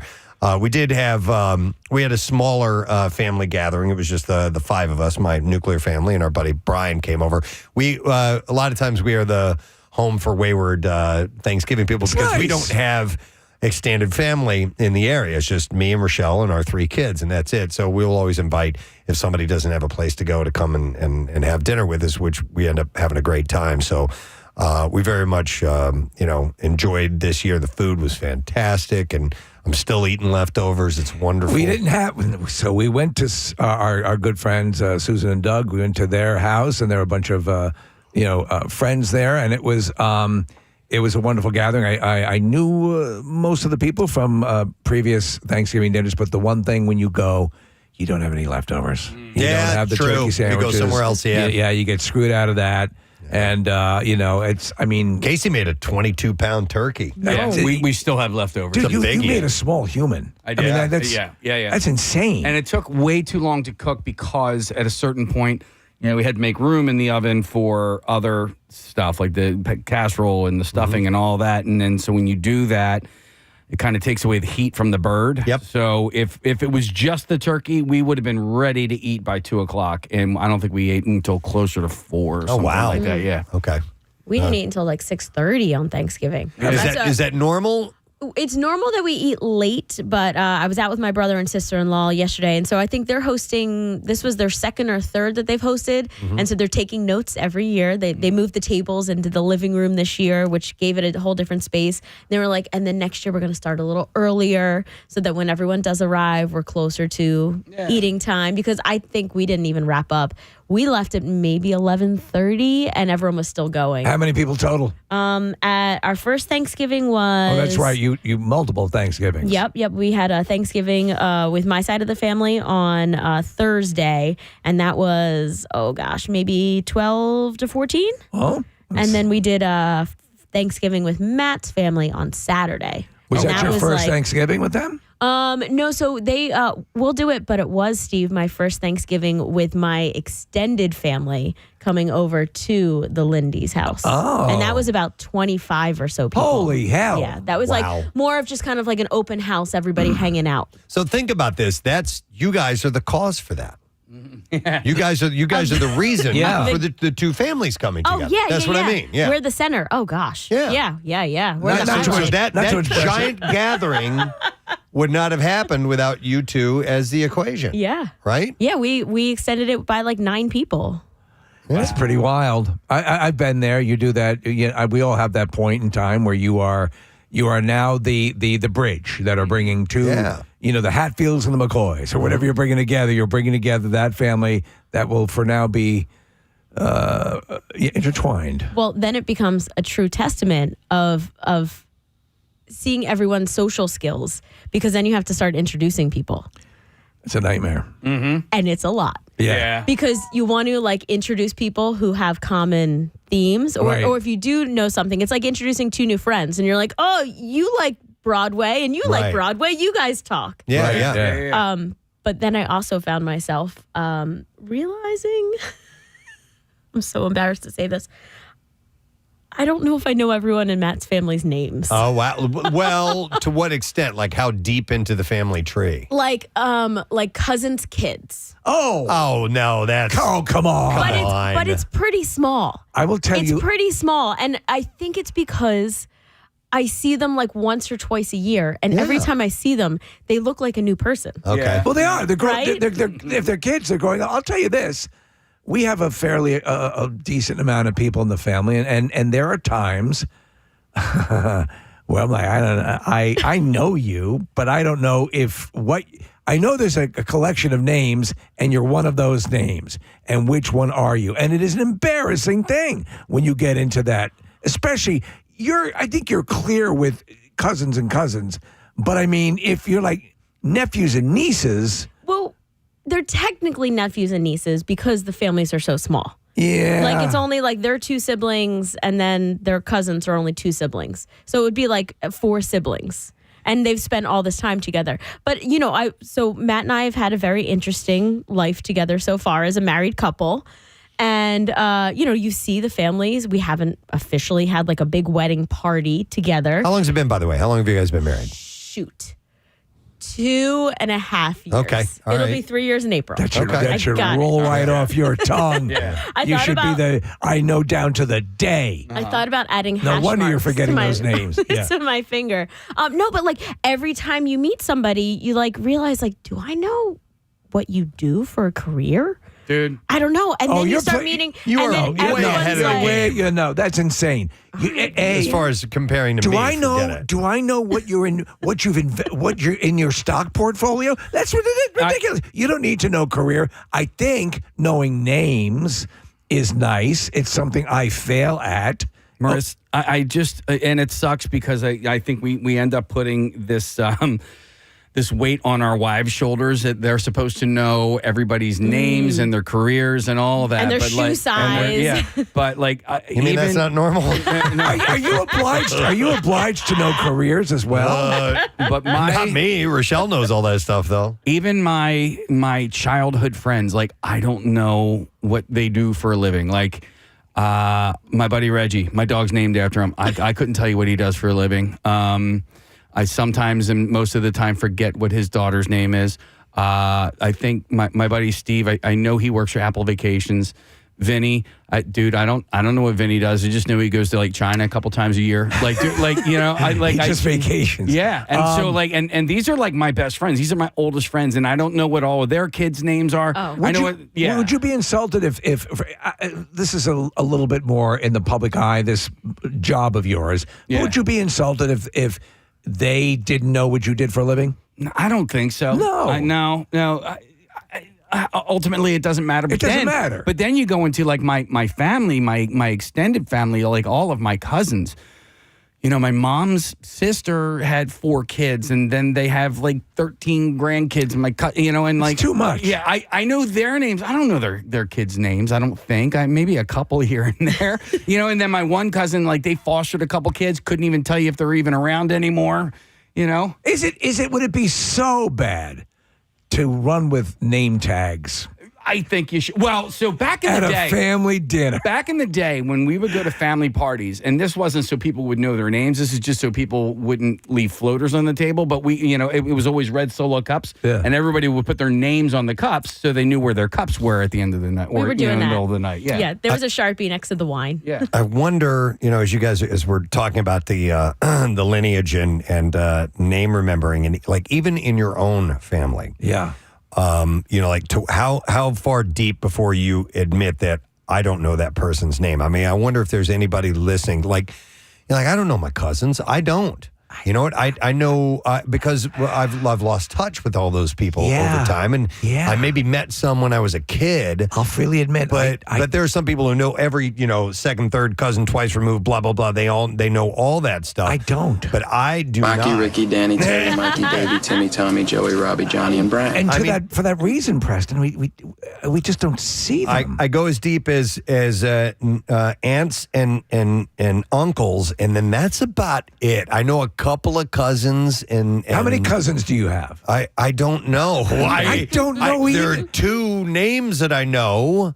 All right, you ready? I guess. No, I'm sorry. There's four that I know now that I'm thinking about it. All right, can I? And you communicate with you five. Hang on, I Are just you thought of another sure? one. Yeah. All right. Can I try and go through my roster real quick? Oh my God! Okay. Fire away. Aunt Pat, Uncle Bob. All right, so that's easy, right? Then you got Debbie married to Brian. They have Brian. Brian's married to Lindsay. Their son's name is Colton, maybe.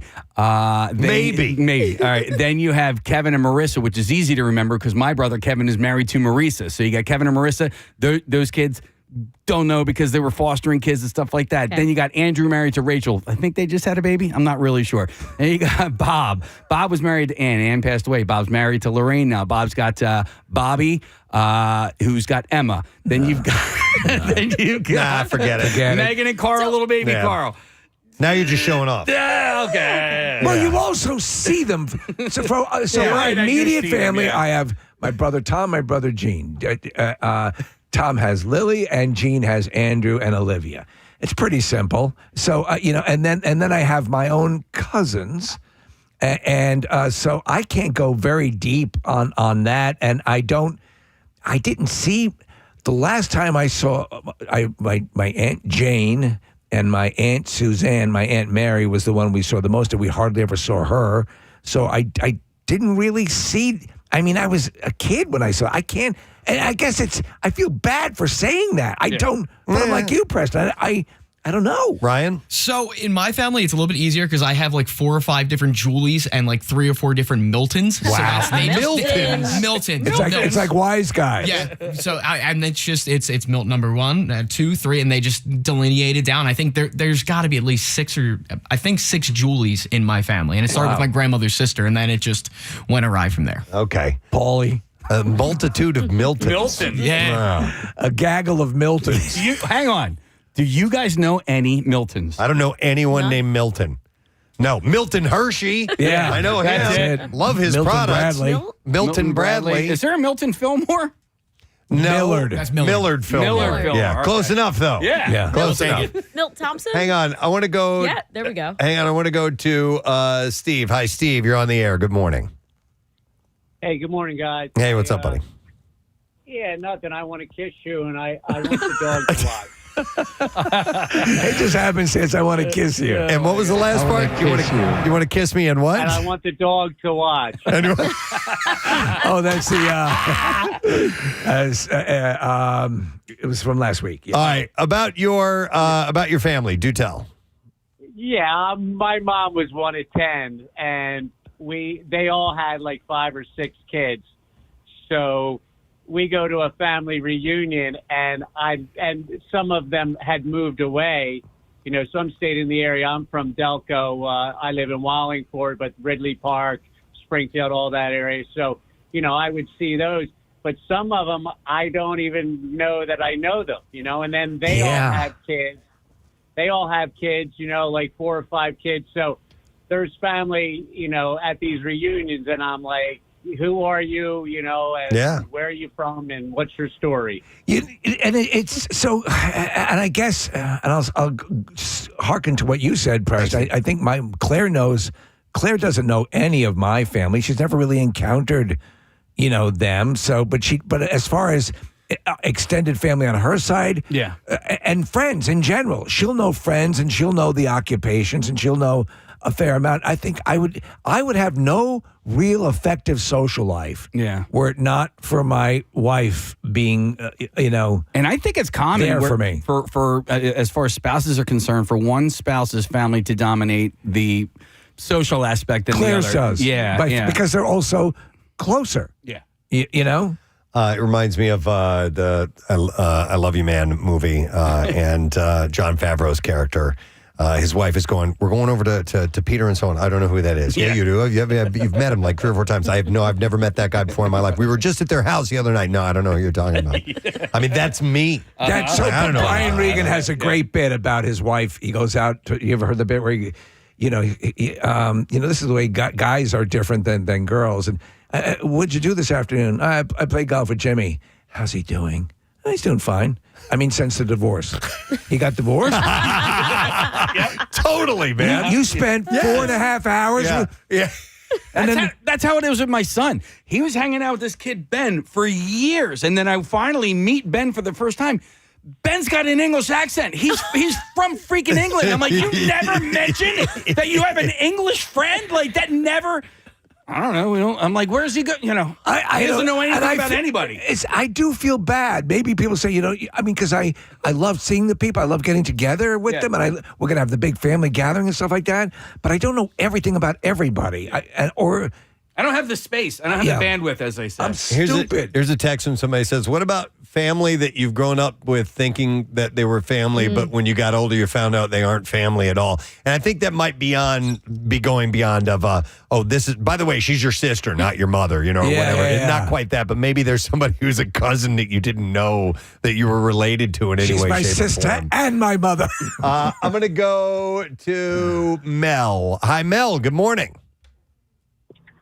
Good morning, guys. Hey, How are you? It's your Quizzo champion, Mel. That Mel. All right, Mel. You wanted to say something about your family. Yeah, so actually, we have literally, this isn't even an exaggeration, 100 people at my Thanksgiving every year. What the hell? Wow. Yeah, so my grandmother made a promise to her mother on her mother's deathbed that she would always have her siblings to Thanksgiving. So she was one of 7. Then they always came to Thanksgiving. They had kids. Their kids had kids. So now everyone multiplied, and there's 100 people. We have to rent out a hall. There was no way possible to know everyone's names. So I just don't say anyone's names. I'm just like, hey, you, because I recognize everyone.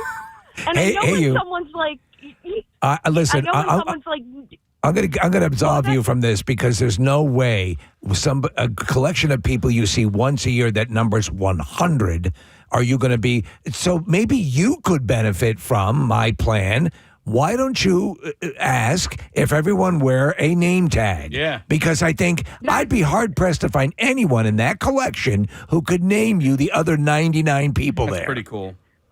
There are some people who definitely could. Like my mom, she could name every single person in that room, but I need a name tag. Listen, you made the promise, and God bless her, she passed away. All bets are off. Yeah, Merce. Mel, do you tend to does it tend to click off, or is everybody very good at moving around and socializing with each different member?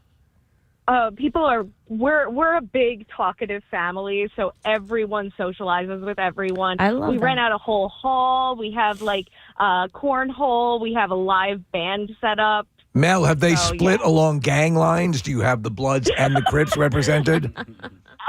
We are Irish, so there are definitely some Protestant and Catholic. Oh boy. Okay. But we're all good. We're all good. All right. Thanks, Mel. Appreciate it. Could you imagine 100 people every year for Thanksgiving? God, no. By the way, she had mentioned renting out a hall and all that stuff. Yeah. Did you guys see the video?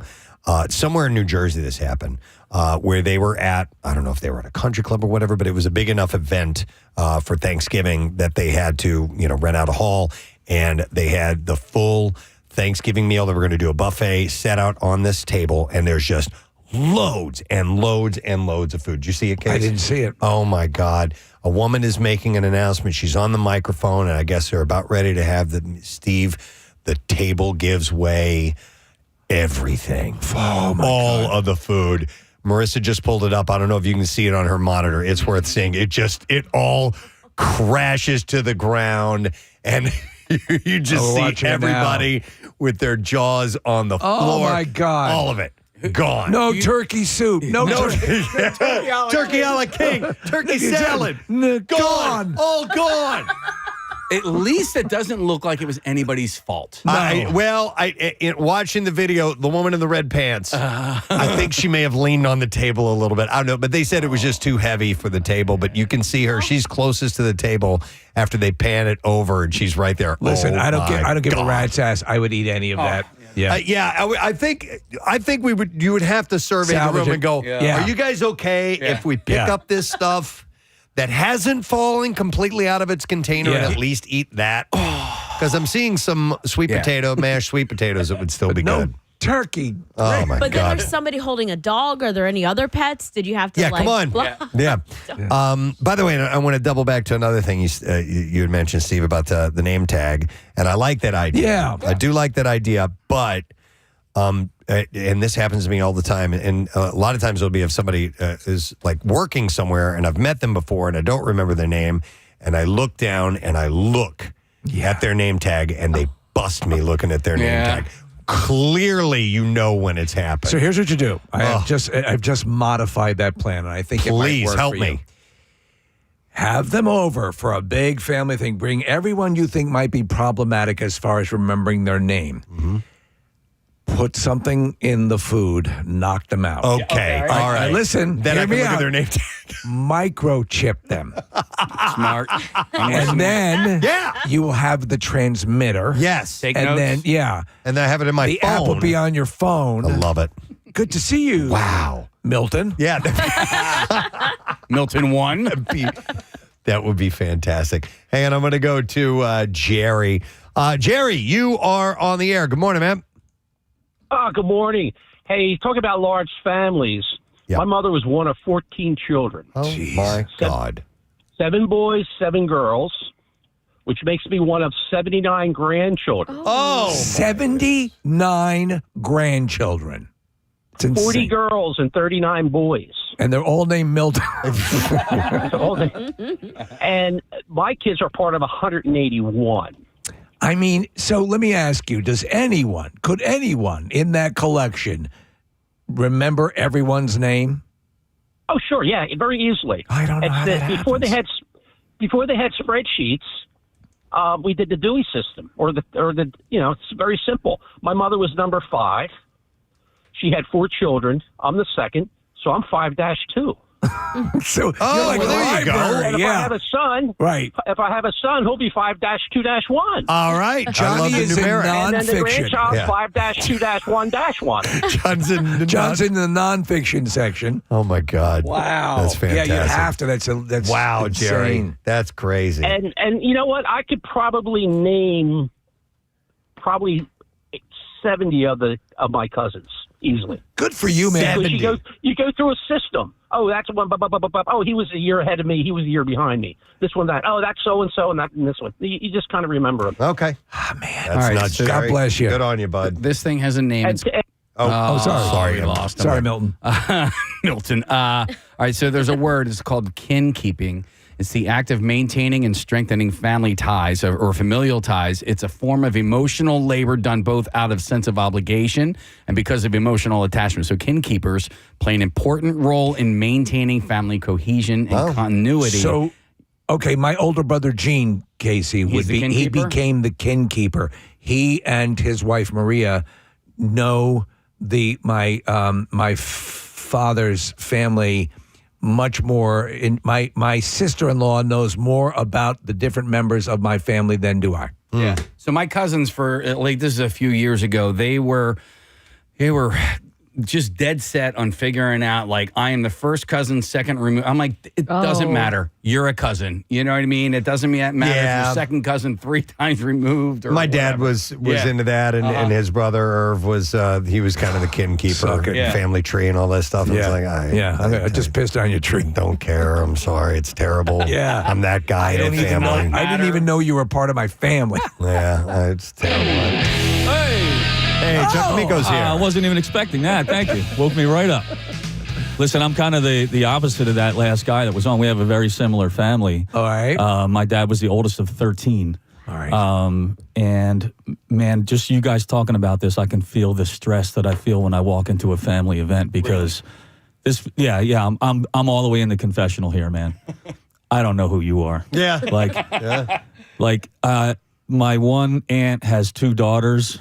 And the younger one is taller than the older one, and I can never ever get it right. I always have to ask my wife. Like, I see all these faces, and somebody along the lines made a book, like, and I need a copy of the book.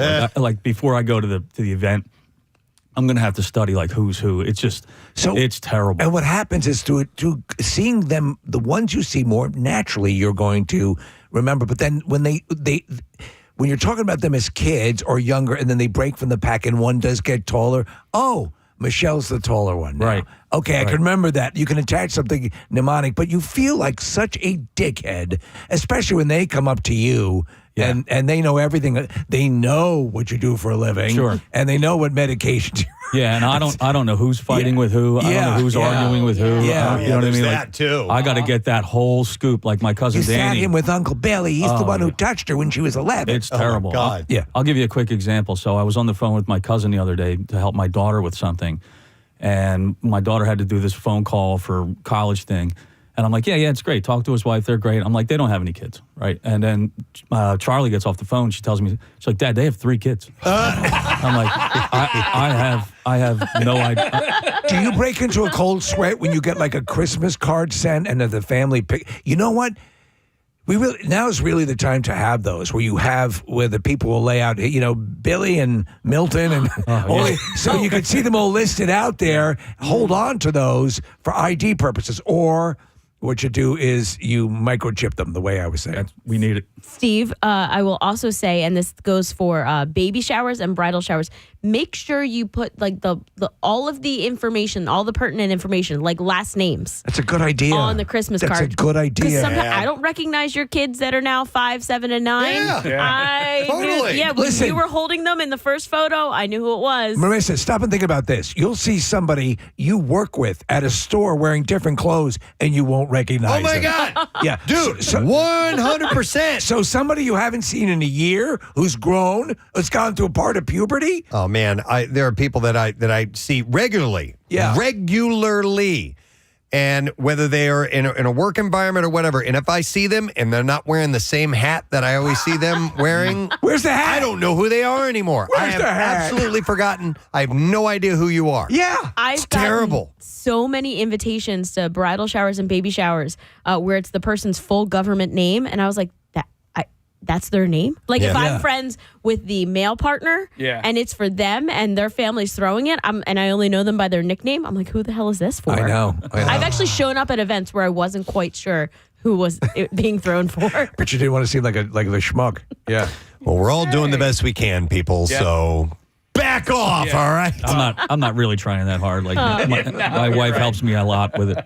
I think this Thanksgiving for me was a turning point in our livelihood, and I do have to now. Matt's cousin Chad came up to me and was like, "Oh, by the way, my friend Steve is a huge fan, and every time you guys talk about us on the air, so Steve, I'm sure you're telling the entire family that this conversation's happening. I'll be ready by Christmas." All right, you got time. You got time now. All right, well, listen, we do have to take a break, but thank you for sharing that, Marissa. We appreciate it. We're going to come back in a second. Bizarre File stories are on the way. We'll have them next. You have to register it with the state. Right.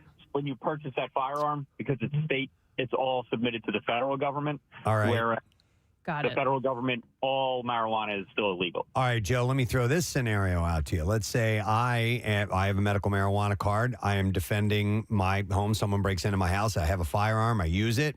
Does that complicate things? It can and it can't. What you're looking at, I mean, is you can justify the use of deadly force. In theory, I can take my firearm and leave it at my father's house. And if my father used that firearm to defend his property, he violated no law. He was not in possession of that firearm outside the house.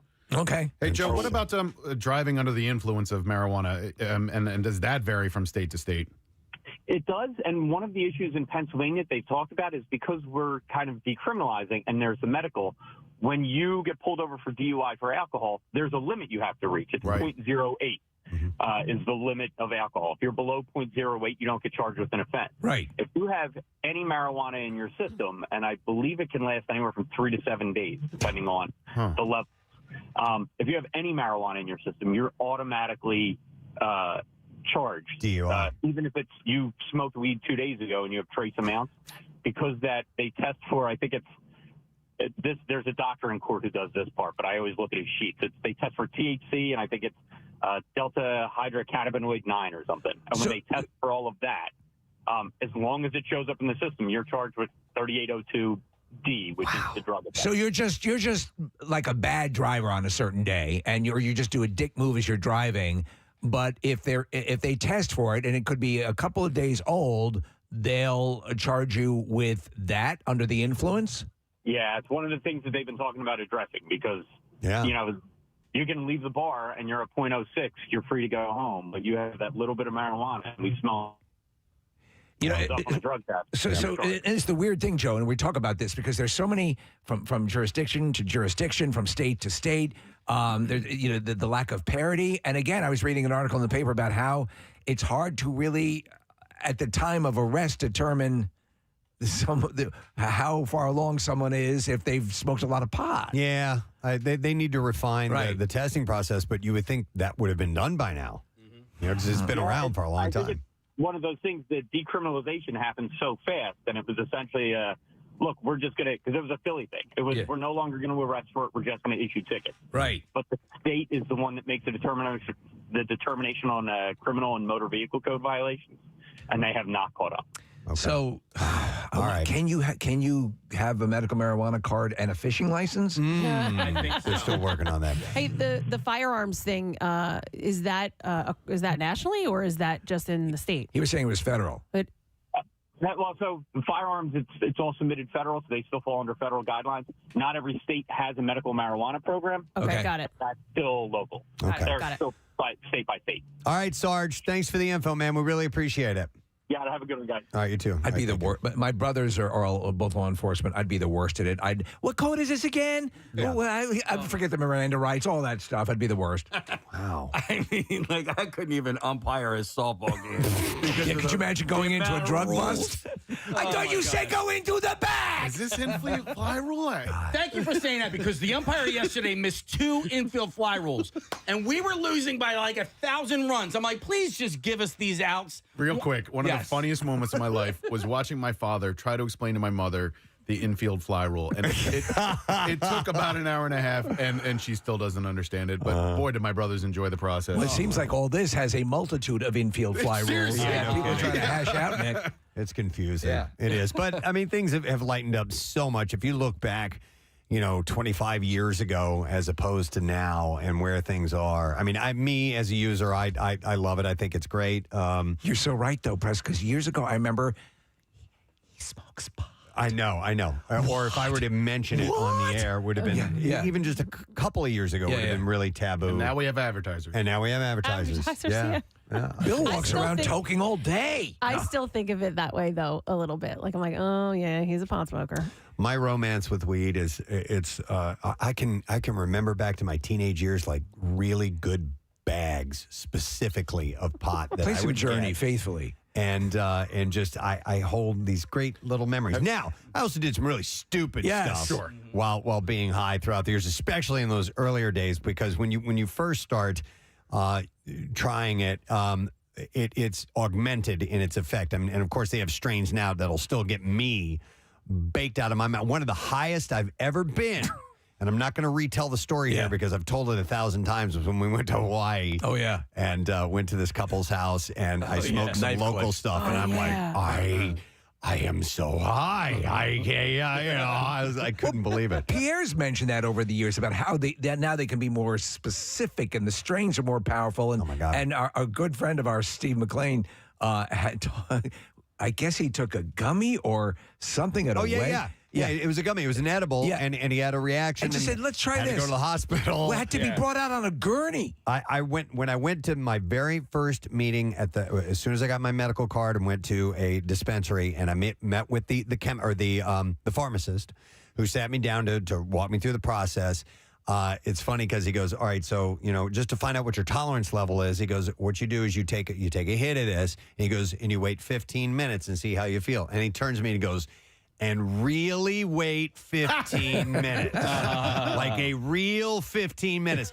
Because the mistake everybody makes, especially with edibles, is they take this half hour, 45 minutes later, they're like, I'm not feeling anything. Let me take another one. And then they're gone. They didn't realize that it takes an hour and 15 minutes for it to kick in. You've got to wait. Yeah, you have to wait. End up curled up. Till you find out what your level is. In the fetal position. I am pro weed. I do think that when it comes to teenagers, you really have to be cautious. Yes. It affects teenage brains differently than it affects adult absolutely brains. does, yeah. And so I think that needs to be, you have to be really, really cautious if you're younger than 18. Preston, have you ever been to Amsterdam? I have not. I have. And it's beautiful. And when I went there, it was like 96 or 97. The fact that weed culture was legal there really changed my perspective on a lot of things. And I think you would enjoy it. Okay. It's fun to get high and go to art museums. Steve, I just out of nowhere just started getting like really paranoid on it. And so like that's a common side effect, is it not? Well, it can be, and so, but and I had a friend who stopped because she was getting paranoid on, and I didn't get that. It didn't register with me until it started happening to me in Preston. One time, we partook, and then we were at a bar, and it was on the same day as the Kentucky Derby, and there was a guy at the bar who was just taking bets for the Kentucky Derby. So, like, no harm, no foul. Right. It's not some big gambling ring or anything like that. So I placed a bet for a trifecta and then I sit down and I see these guys sitting at a table, and I was convinced that they were the FBI and they were going to oh my God. And that they were going to bust the place for illegal gambling. I called my wife and had her pick me up. I was like, get me out of here. Well, we're going to get arrested. To be arrested by the FBI. Yeah. Oh my God. Right? I swear to God. Homeland Security's here. They're going to arrest me. That's why, honestly, I've never been drunk and I've never been into this, but I have no issue with it whatsoever. My thing is that paranoia and fear of losing control. Paranoia, anxiety. Anxiety. Like, I'm like, oh my God, I'm going to be the first person that dies of a heart attack from smoking pot. I think I'm too much of a puss. Yeah. I think the NBA just took steps recently to decriminalize it amongst players because it's so prevalent among NBA. I mean, a lot of athletes. They haven't been testing for years. Right, but you could get fined or suspended for it. And then, I think a lot about hockey players because they beat the crap out of each other every night, and then they turn to opiates and or coke or alcohol. Yeah, and there's a strong movement in the NHL to make weed legal in that sport because it can treat players a lot. Riley Cote, man, that guy's an interesting dude, and his perspectives on marijuana are fascinating. He made a whole cottage industry out of it. When I go to a dispensary, almost always you will see people sitting in the waiting room. Sometimes you have to wait to get back. Preston! To go in. No. Well, actually, they do. Sometimes they welcome me like that. But you'll see people who clearly need pain management, and they're with canes and just look like they're there to get medicine. I've told you this many times before, so I don't use pot. I have no desire to. However, in my own life, I've said this story about my mother battling the pain of cancer. She was in late stages of her life. The only thing that alleviated the pain at the end there was pot that we were able to get for her. So yes, absolutely, I can see that.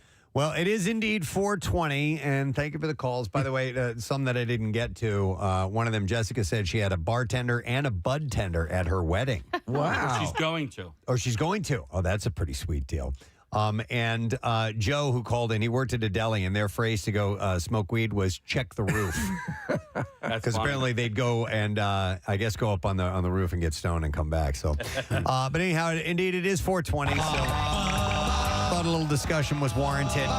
What we're going to do is take a break, come back in a second, and have your chance, your first chance to win $1,000 in MMRBQ tickets. We'll get the bizarre file as well. Stay with us. We'll be back in a moment. Preston and Steve on 93.3 WMMR. Kathy, so ladies and gentlemen, today we honor a man who has a very special way of speaking, of announcing his presence, and that is our boss, Bill Weston. Yeah. Today is Talk Like Bill Weston Day, and in honor of Talk Like Bill Weston, it's like Talk Like a Pirate Day. At some point, you might think go it's better. "Har." You don't have to talk about it all day long, but if you do throw a little homage to Bill Weston, it's great. And in as much, we are going to do a contest called Who Said It Bestin'? Talk Like Bill Weston. If you are interested in winning some great prizes and you think you do a pretty good Bill Weston impression, text Bill to 39333. Right now, we are going to randomly select people to play, and we're going to text you a line that you will have to read in conjunction with someone else. So we're going to have two people reading the same Bill Weston line in their best Bill Weston impression. We will vote amongst us here. We will pick a winner, and then we have prizes like Dave Chappelle tickets. Which is amazing. Casey, what all do we have to give away? And by the way, don't call. Right. Text Bill to 39333. We are going to text. We're going to randomly choose people through the text, and we're going to send you the line, and we're going to call you and get you on the air with us. So you don't have to dial us at all. Just text the word Bill to 39333. What all do we have to give away, Case? Yeah, so in addition to the Chappelle tickets, which go on sale tomorrow, we also have tickets to go see Fantastic Beasts. As well, with that, the Philly Orchestra is performing Harry Potter at the Man in July. So we have, basically two pairs of tickets there. And by the way, the Chappelle show is going to be Saturday, May 28th at the Hard Rock in Atlantic City. We have cases of Loverboy, which is that is a sparkling hard tea, and we also have the Batman. We got the Batman on digital. Awesome. The Batman. He's like a bat. All right, so text word Bill to 39333, and we will see if you've got what it takes to talk like the best in Bill Weston. Would you explain the origin again? Because it was simply by happenstance. Yeah, we were talking to actor Ed Begley Jr., who you know from Christopher Guest movies and all kinds of stuff, and he had used the phrase low-hanging fruit. That's one of Bill's favorite refrains. Yes. And so afterwards, Nick had said, I didn't know today was Talk Like Bill Weston Day. And then immediately we said, well, we have to create that now.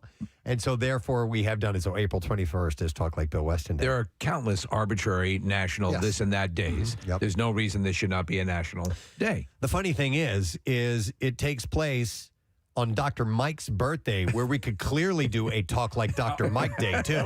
Because all you have to do is talk like that. Well, in a weird twist, the reason why we started saying privileged was because of our association with Dr. Mike. That's true. That's weird.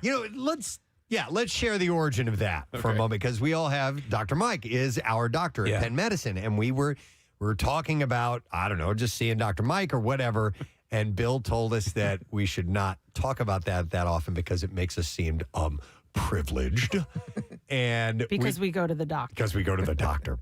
And so we thought that was hilarious. And so therefore, privilege became part of the vernacular. And generated a very successful line of T-shirts. Yes, it did. I think because we were saying Penn Medicine, and it wasn't like, oh, we went to the doctor, because it was this big, I don't know, conglomerate. We sounded like we were privileged because we went to Penn Medicine. Right. It was just one of those little Bill concerns. It's okay. And so many of those are represented in these Billicisms. Yep. So that was born. And then, obviously low-hanging fruit and third leg of the stool and the barn door and all these little things. Hom-yonkel. The best part is that Bill now gets it. He'll come in and go, I actually do talk like that. Right. Well, it's funny. He doesn't speak like that all the time. Yeah. But it's greeting people. Bill doesn't have the ability. You know how if I see you, Case, yo, dude, what's going on? That's my delivery. Hey, man, how are you? Or good morning, or whatever it may be. Bill makes an entrance. He opens the door, and he usually does it like he almost kicks it open, like he'll open it very big. Morning show, people. And he does it that way, and then he settles into more normal, very casual conversation. Yeah, totally. Morning, everyone. And it's great. It's hilarious. And sometimes, And even he chuckles. Sometimes it starts with, in our meeting, it starts with this, okay? And I have to. Oh, yeah. He comes in with his book, with his notebook, and he'll go like this. Yeah. Oh, totally. Are we ready for the meeting? Like he'll slam stuff down on the desk. There's just something about, and it's great. Yeah. And it's not mean spirited. Not at all. It's just his. By the way, our new configuration here with Marissa in the studio and Ryan Shuttleworth in the Marissa seat, for lack of a better term. We will have Matt Cord in today for his first midday shift. So we're looking forward to seeing Matt here. Yeah. As he will step up and handle the duties and carry you through your work day today. So we hope you'll be tuning in and hanging out with Matt today. But he should be along shortly, and we'll chat with him at the crossover and get things started. In the meantime, we got Bizarre File stories to go. So here they are. WMMR presents Preston and Steve's Bizarre File. Brought to you by Horizon Services, helping you prepare your home for the season with $99 plumbing and electrical inspection. Plus, you get same-day emergency service any day of the week, even on holidays. So book today at horizonservices.com. In France, 2 inmates escaped from the Dijon Prison Detention Center's disciplinary wing early Thursday, and they did it after sawing through their cell bars with blades that were believed to have been delivered by drone to the prison. Aha! Yeah, the escapees are a 19-year-old under investigation for attempted murder and a 32-year-old accused of threats and aggravated habitual violence against a spouse. The two, who then used blankets to jump the barbed wire fence, were in isolation without contact from the outside world, according to reports. Both are considered to be dangerous. So if they get captured, they're going to obviously put them into Grey Poupon prison. I would think because so. That's a stricter security prison. Yep. The FO Justice Union said that it had been warning for months about deteriorating security at Dijon prison. You better look out for this. The union This isn't no mustard. Said, despite our repeated warnings, management has chosen to persist in its total blindness, refusing to see the reality on the ground. The reality on the ground. What the hell does that mean? The escape. Quick, contact the Pesto police. Follows an inmate's fight. Maybe it was intimate. I don't know. Can I tell you something? From Rene Vezine prison last week during an outing to a planetarium. French The prisoners prisoners get to go to a planetarium? At this particular one, they did, Who yes. wants to go? You got to get it signed by your warden, but we take you out. It'd be a wonderful day. French prisons hold some 85,000 inmates, far exceeding the official capacity of 62,509 spots. We didn't count right. The average occupancy rate is at 135%. Jeez. With 29 facilities surpassing 200%. So it's off to the planetarium. They have, yeah, exactly. They have an overflow problem. So we're going to the planetarium, and then we go to the zoo. It's going to be wonderful. It's the bear. You have so much fun. In Kentucky, there was a man that was in a deer stand when he realized that he had won $1.1 million after wagering $30 on a Kentucky lottery game. Wow. The Kentucky Lottery said the man, who wants to remain anonymous, nearly fell out of his deer stand after deciding to try his luck while on a hunt. The office said that he was inspired because of several big online payouts that his family had won recently. So he said, so I'm in this deer stand and I'm sitting there and I thought, you know what? I'm going to try. I got on there and I won $1,500 and I added another $200 to my account. So he said that he was getting frustrated because his family was calling him while he was playing, but the frustration didn't last long. So this is a lottery game you can play on your phone. And he said, it wasn't making me mad because it was freezing up my phone from playing it, or it was making me mad. And then my son tries to call. I declined it. And then it was in the next thing that I hit. The sound is kind of this rumbling sound, and I cannot play anymore. And I'm like, there ain't no way that this is echoing through the woods. I'm just reading this verbatim. No, it sounds accurate. So he said immediately he called his wife because he was in disbelief and wanted her to confirm that he had actually won. She said, I thought he was calling to tell me he had gotten a big buck. But after sending her a picture of his win, the couple realized they won the jackpot. He said, I couldn't believe it. We were both crying and stressing I said, my out. sweetest wife, I'm so impressed. He said, I probably would have fallen out of the deer stand that drops down 34 feet into a holler.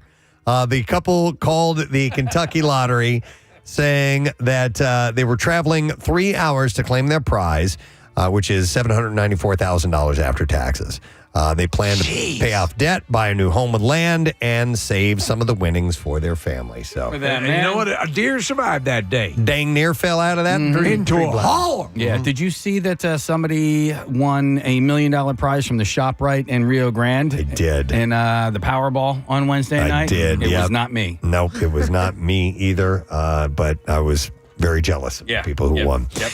All right, a man in Maine is accused of breaking into a family's apartment and opening all of their Christmas presents. Jose Harvey was arrested Sunday after a resident called and reported that a man had broken into their apartment, was sleeping on their couch, and refused to leave.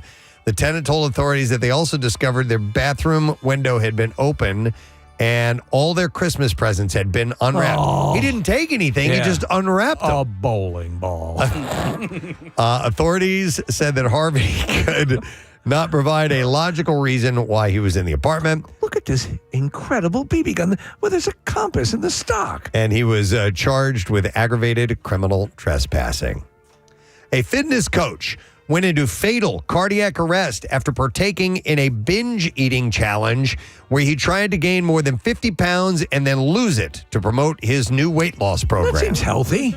Dmitry Noyenzin, a fitness coach and influencer from the Russian city of Orenburg, spent weeks eating 10,000 calories a day in a bid to gain more than 50 pounds. His plan was to then lose the weight with his new fitness program. You won't believe how well it works. The 30-year-old I was wrong.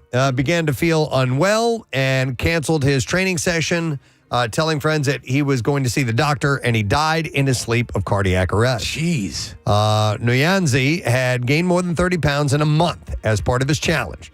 He'd promised to pay $100 to anyone who lost 10% of their body weight using his program by New Year's. On November 18th, he shared that he weighed more than 230 pounds. His weight gain was aided by cholesterol-laden foods, he had said. He said, for breakfast, I had a plate of pastries and a half a cake. For lunch, I usually ate nearly 2 pounds of dumplings with mayonnaise. And during the day, I may snack on crisps. And for dinner, I have a burger and 2 small pizzas, and then at a cafe, either at a cafe or delivered. This is the dumbest promotion I've ever heard, and clearly dumb because it resulted in his death. Excess weight can obviously cause strain on the heart, and Brown University says the larger the body, the harder the heart muscle has to work to pump and circulate the blood. Extra weight also gives the body volume, which creates more resistance for the heart to overcome as it pumps. This guy went all the way.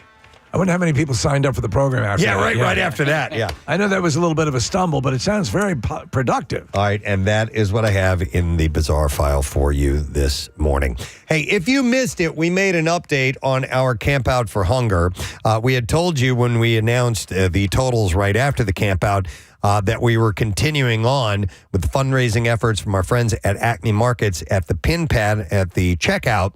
And the total, the grand total now is more than we had expected. Initially, we had said it was around 1.6 and change million dollars.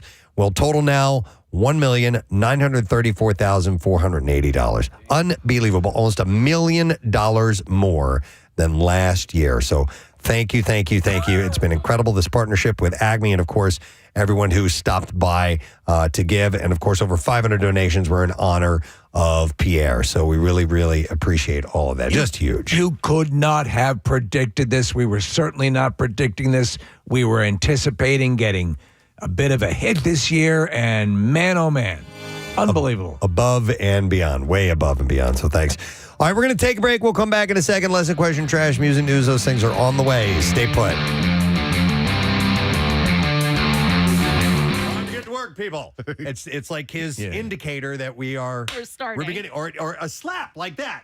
Yeah. You know, he'll do some How kind can of. he slap? How can he slap?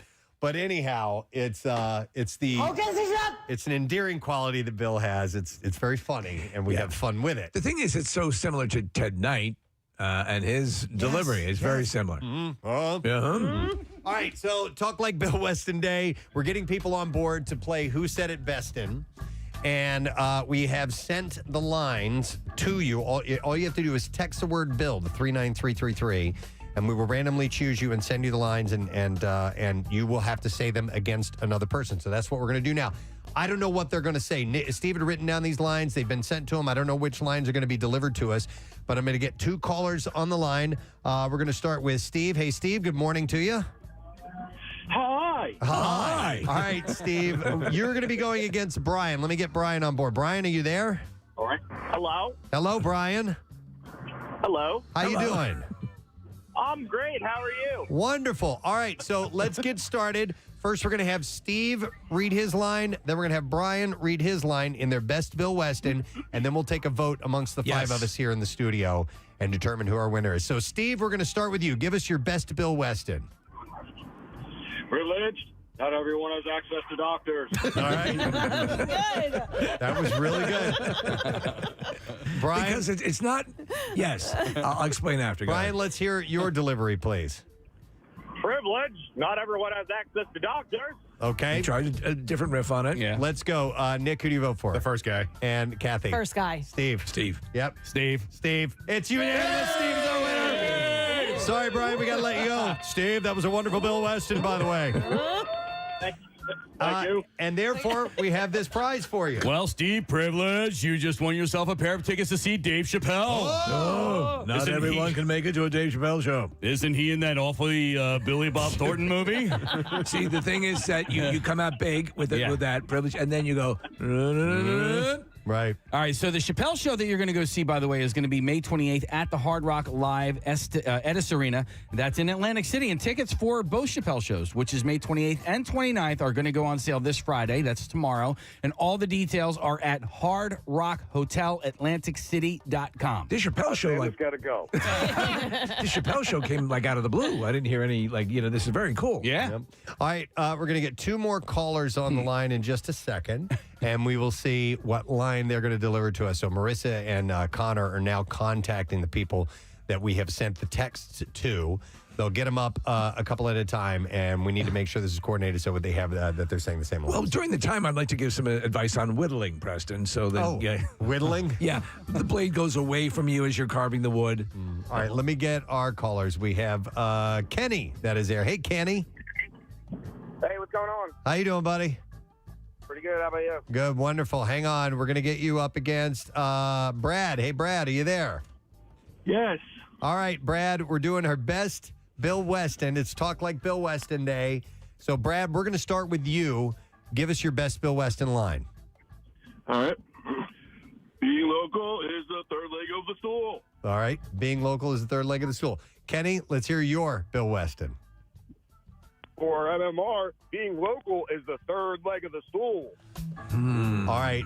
Casey, who are you going to vote for? Kenny or Brad went first? Brad did go first. I'm going to give the slight edge to Brad there. All right. Steve? I'm going to slide edge to Brad. How about Kathy? Brad. And Nick? Brad. Yeah, same here. Goes to Brad. Hey, look at the big green on Brad. All right. What do we have for Brad, please? All right, Brad, you are... I'm not going to do the Bill Weston.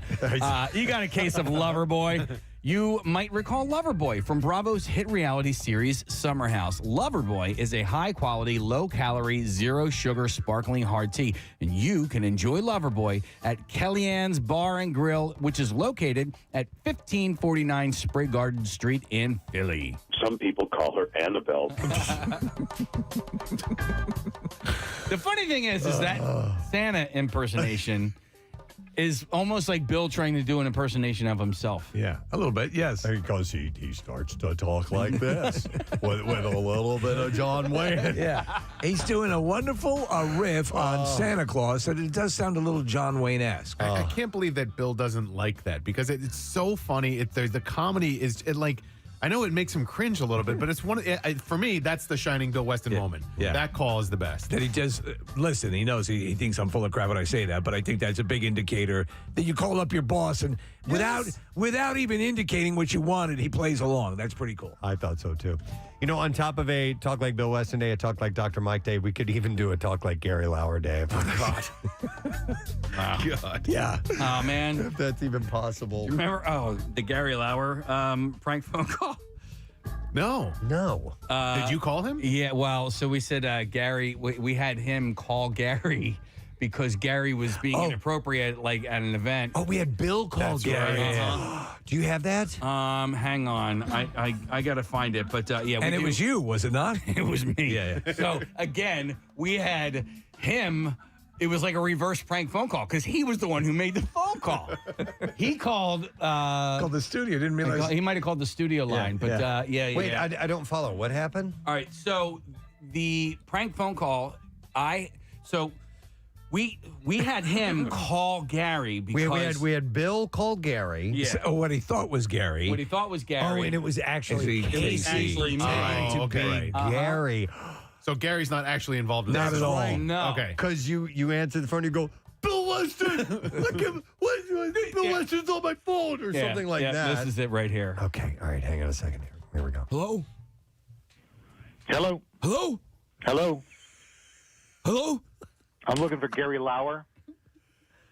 This is Gary. Gary Lauer, this is Bill Weston at WMMR. Bill Weston! Hey, Bill! Hey, Nightmare Bill Weston! Hey, settle down. We need to talk. Settle down. This is kind of a serious call. Oh, Bill Weston! You're calling my phone. Well, I had to chase it down from a couple different people to get to talk to you. It's about what happened at the Preston and Steve mixer at Parks. Oh, I had such a great time last night. I forgot my teeth. I didn't have my jam. Yeah. Hey. Well, here's Hey. It's not even a gross impersonation. It's terrible. I love it. Oh, and by the way, was he not calling the studio line? That's it. Because Casey gave him the studio line, and we couldn't believe that Bill didn't recognize the studio line. We're gonna do a two-parter on that. We're gonna come back. We have a contest to complete. And plus, it'll help kill some time in between our contestants. So, let me get our next callers on the line. I'm Talk Like Bill Weston Day. Who said it best? And I have Ryan to start with. Hey, Ryan, how you doing, buddy? Oh, thank you. Thank you. I was waiting for someone to open with something like that. Keith, are you there? I'm here. All right, Keith, we're going to do Talk Like Bill Weston, Who Said It Best? And we'll start with Ryan. Ryan, please give us the line that we gave you. Don't compromise show quality just because you can't see the barn door. That's pretty good. All right. Keith, That's where the barn door comes from. Keith, you got to beat that. Can you give us your line? All right, do not compromise show quality just because you can see the barn door. Wow, those are pretty good. Yeah. All right, let's start with Kathy. Kathy, the first one to go was Ryan, and the second one was Keith. Who's it going to be? Ryan. All right, Ryan. Steve, who do you think? They were really good, but I'm going to have to say Ryan just by a little bit. All right, Casey? I agree with both of you guys. Ryan. All right, Nick? Yeah, Ryan as well. And Ryan as well. It's a clean sweep. Thank you for your call, Keith. We appreciate it. But Good Ryan job. is our winner. And what do we have for Ryan, Casey? Ryan, you have the Batman on digital. The Batman is caught in yes, you are privileged, in a deadly game of cat and mouse with the Riddler in this gritty thriller starring Robert Pattinson and Zoe Kravitz. And you can own it on 4K Ultra HD on May 24th or on digital right now. By the way, Lincoln Park, feel a little numb on 93.3 WMMR. Everything that rocks. Preston and Steve show and a Monday morning. As we move towards a Friday, I know it's Monday. It's only Monday, but we can dream, can't we? And while you're at it this week, you got some time to take advantage of our big friggin' deal. We made an announcement about this earlier this morning, and it is your chance to get 2 adult extended day lift tickets to Bear Creek Mountain Resort in Macungie for just $80. That's it. 2 adult extended day lift tickets to Bear Creek for just $80. And Bear Creek, the ultimate destination for skiing and snowboarding, breathtaking views, thrilling trails, all skill levels welcome. You can get this deal right now through Sunday, but only while supplies last. You have to go to WMMR.com/details in order to do that. Or not details, /deals. So WMMR.com/deals. There's always a good deal for you there. So you want to check that regularly because a lot of times it's 50% off. And especially as we're heading into the holidays, these are some great gifts that you can snag and save some money on top of it. So make sure that you take advantage of that. It's lesson question time. We are going to give away a pair of tickets as MMR rocks Jim Brewer May 1st at the Keswick Theater. So here is our question for you this morning. What does Steve use to fix brain holes? 610-660-9333. It was about 6:44 this morning. Steve uses something to fix brain holes. If you know the answer to that, then you should call right now. 610-660-9333. While you are calling in, we'll do the trash. The trash business is a gold mine. 93.3 WMMR with Preston and Steve's Hollywood Trash. And it's brought to you this morning by Horizon Services. It makes getting through the holidays easy with seasonal tune-ups to keep your system running smoothly and heater safety checks. Plus, they're always ready to help with same-day emergency service any day of the week, even on holidays. What's going on this morning, Steve? Well, Preston, convict Sean Diddy Combs paying for an enhanced Thanksgiving dinner for all of the convicts and the staff inside the prison unit at Fort Dix. Everyone apparently loved the feast, saying you could hardly tell the food had been prepared in a toilet. An Olympic gold medal won by George Foreman in the '68 Olympics is going up for auction. The medal is certified and framed and also includes a set of 4 additional grease traps for your George Foreman grill. Hey! That's wonderful. And finally, this loser disgraced home improvement star Zachary Ty Bryant and his girlfriend Faye Cartwright, both being arrested for a list of charges, including probation violation, domestic violence, assault, drunk driving, and reckless endangerment. A beaming Brian told court reporters that he's finally found Mrs. Right. And that's your Hollywood Trash. All right, we're looking for the answer to this question. What does Steve have to fix brain holes? 610-660-9333. We're going to try out Drew and see if he knows the answer. Hey, Drew. Morning, my man. Morning. How are you? Good, buddy. All right, so do you know what Steve uses to fix brain holes? That would be spackle. Yeah, brain spackle. Hang on, bud. We're going to give you those tickets to see Jim Brewer. May 1st, Keswick Theater. Get your tickets now. KeswickTheater.com. All right, let's do music news. Here we go. No, See, our board's off. Okay, so I can't even turn the volume down. Are you kidding? Nope. Wow. Rodney's next door right now. Hang on. I literally cannot turn the volume down on this music as our entire console has gone dead. And so we're going to have to listen to Rihanna for a couple of minutes here. Okay. I kid you not. Let's dance. This is actually happening. So, Rodney, nice to see you. He's standing next to me, even though you can't hear him right now. Okay, there, the music. Yay! I just got into a groove. That's all that we have as far as the length of that particular piece of music, but I started dancing. Timing-wise, Looks like the power went out. it worked out just great. So I'm looking at our console right now, which usually is just littered by lights. It's just, blinking stuff all over the place. Blinking and beeping and beeping. It's completely dead now. It is completely vacant. Oh, boy. There's no electronic representation whatsoever. So I can do music news without the big intro. I can do some of what you need. So we can. I can't hear you, Rob. What? Use the mouse? Yeah, but if we do that, then we don't control the volume. Yeah, I can't. I'm not going to do that because it'll be the teletype the whole time. So we'll just get into stuff. Rodney's working on it as we speak. So Music News brought to you by Worldwide Stereo.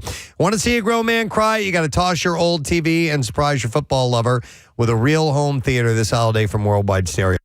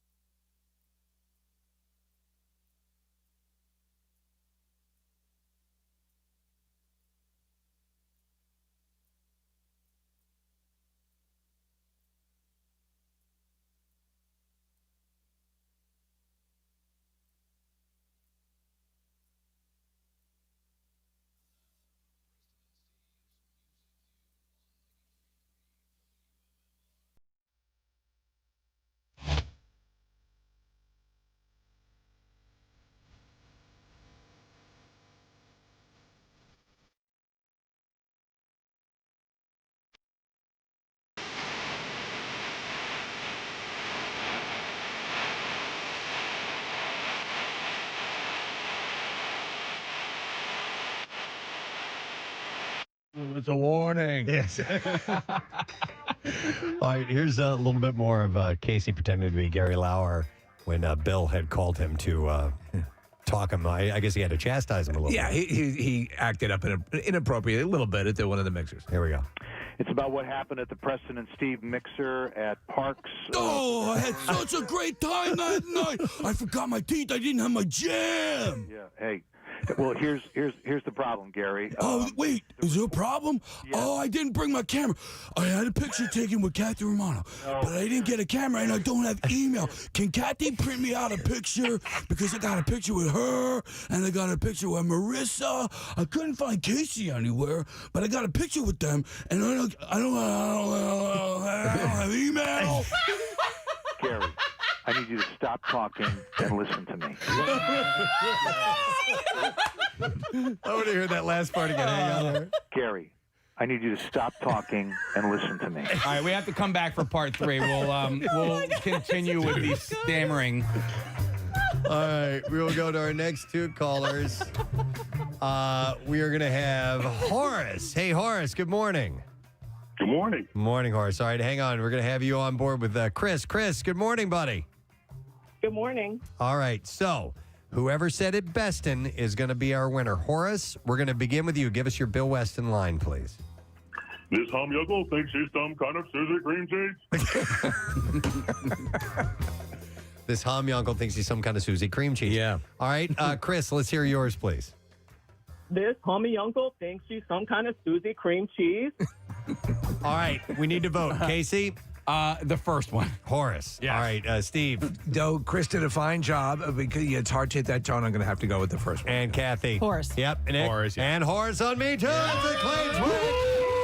Chris kind of ended with a question in the voice, and therefore not quite Bill Weston-esque. So, Horace, here's what we have for you, my man. Horace, you have the Batman on digital. The Batman is caught in a deadly game of cat and mouse with the Riddler in this gritty thriller starring Robert Pattinson and Zoe Kravitz. By the way, this movie is Steve Morrison approved, right? Oh, absolutely. And you could own it on 4K Ultra HD on May 24th or on digital right now. All right, a little bit more of our Gary Lauer conversation with Bill Weston. Here we go. And I don't have email.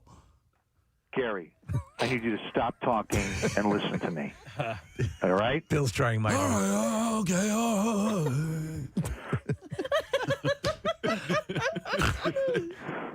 How you behaved at the mixer is causing problems. It was reported that you were either inebriated, high, or a combination of both. I was so high and so drunk. I had such a good time, man. Pause. Ready? Here it is. Wait. Is this Casey?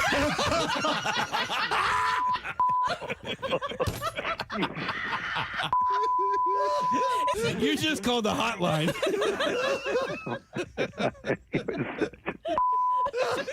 I need your consent. Can we play this on the air? Everything except the asshole part. Yes. Oh, I want to hear that pause again because that is priceless. Hang on, here we go. I was so high and so drunk. I had such a good time, man.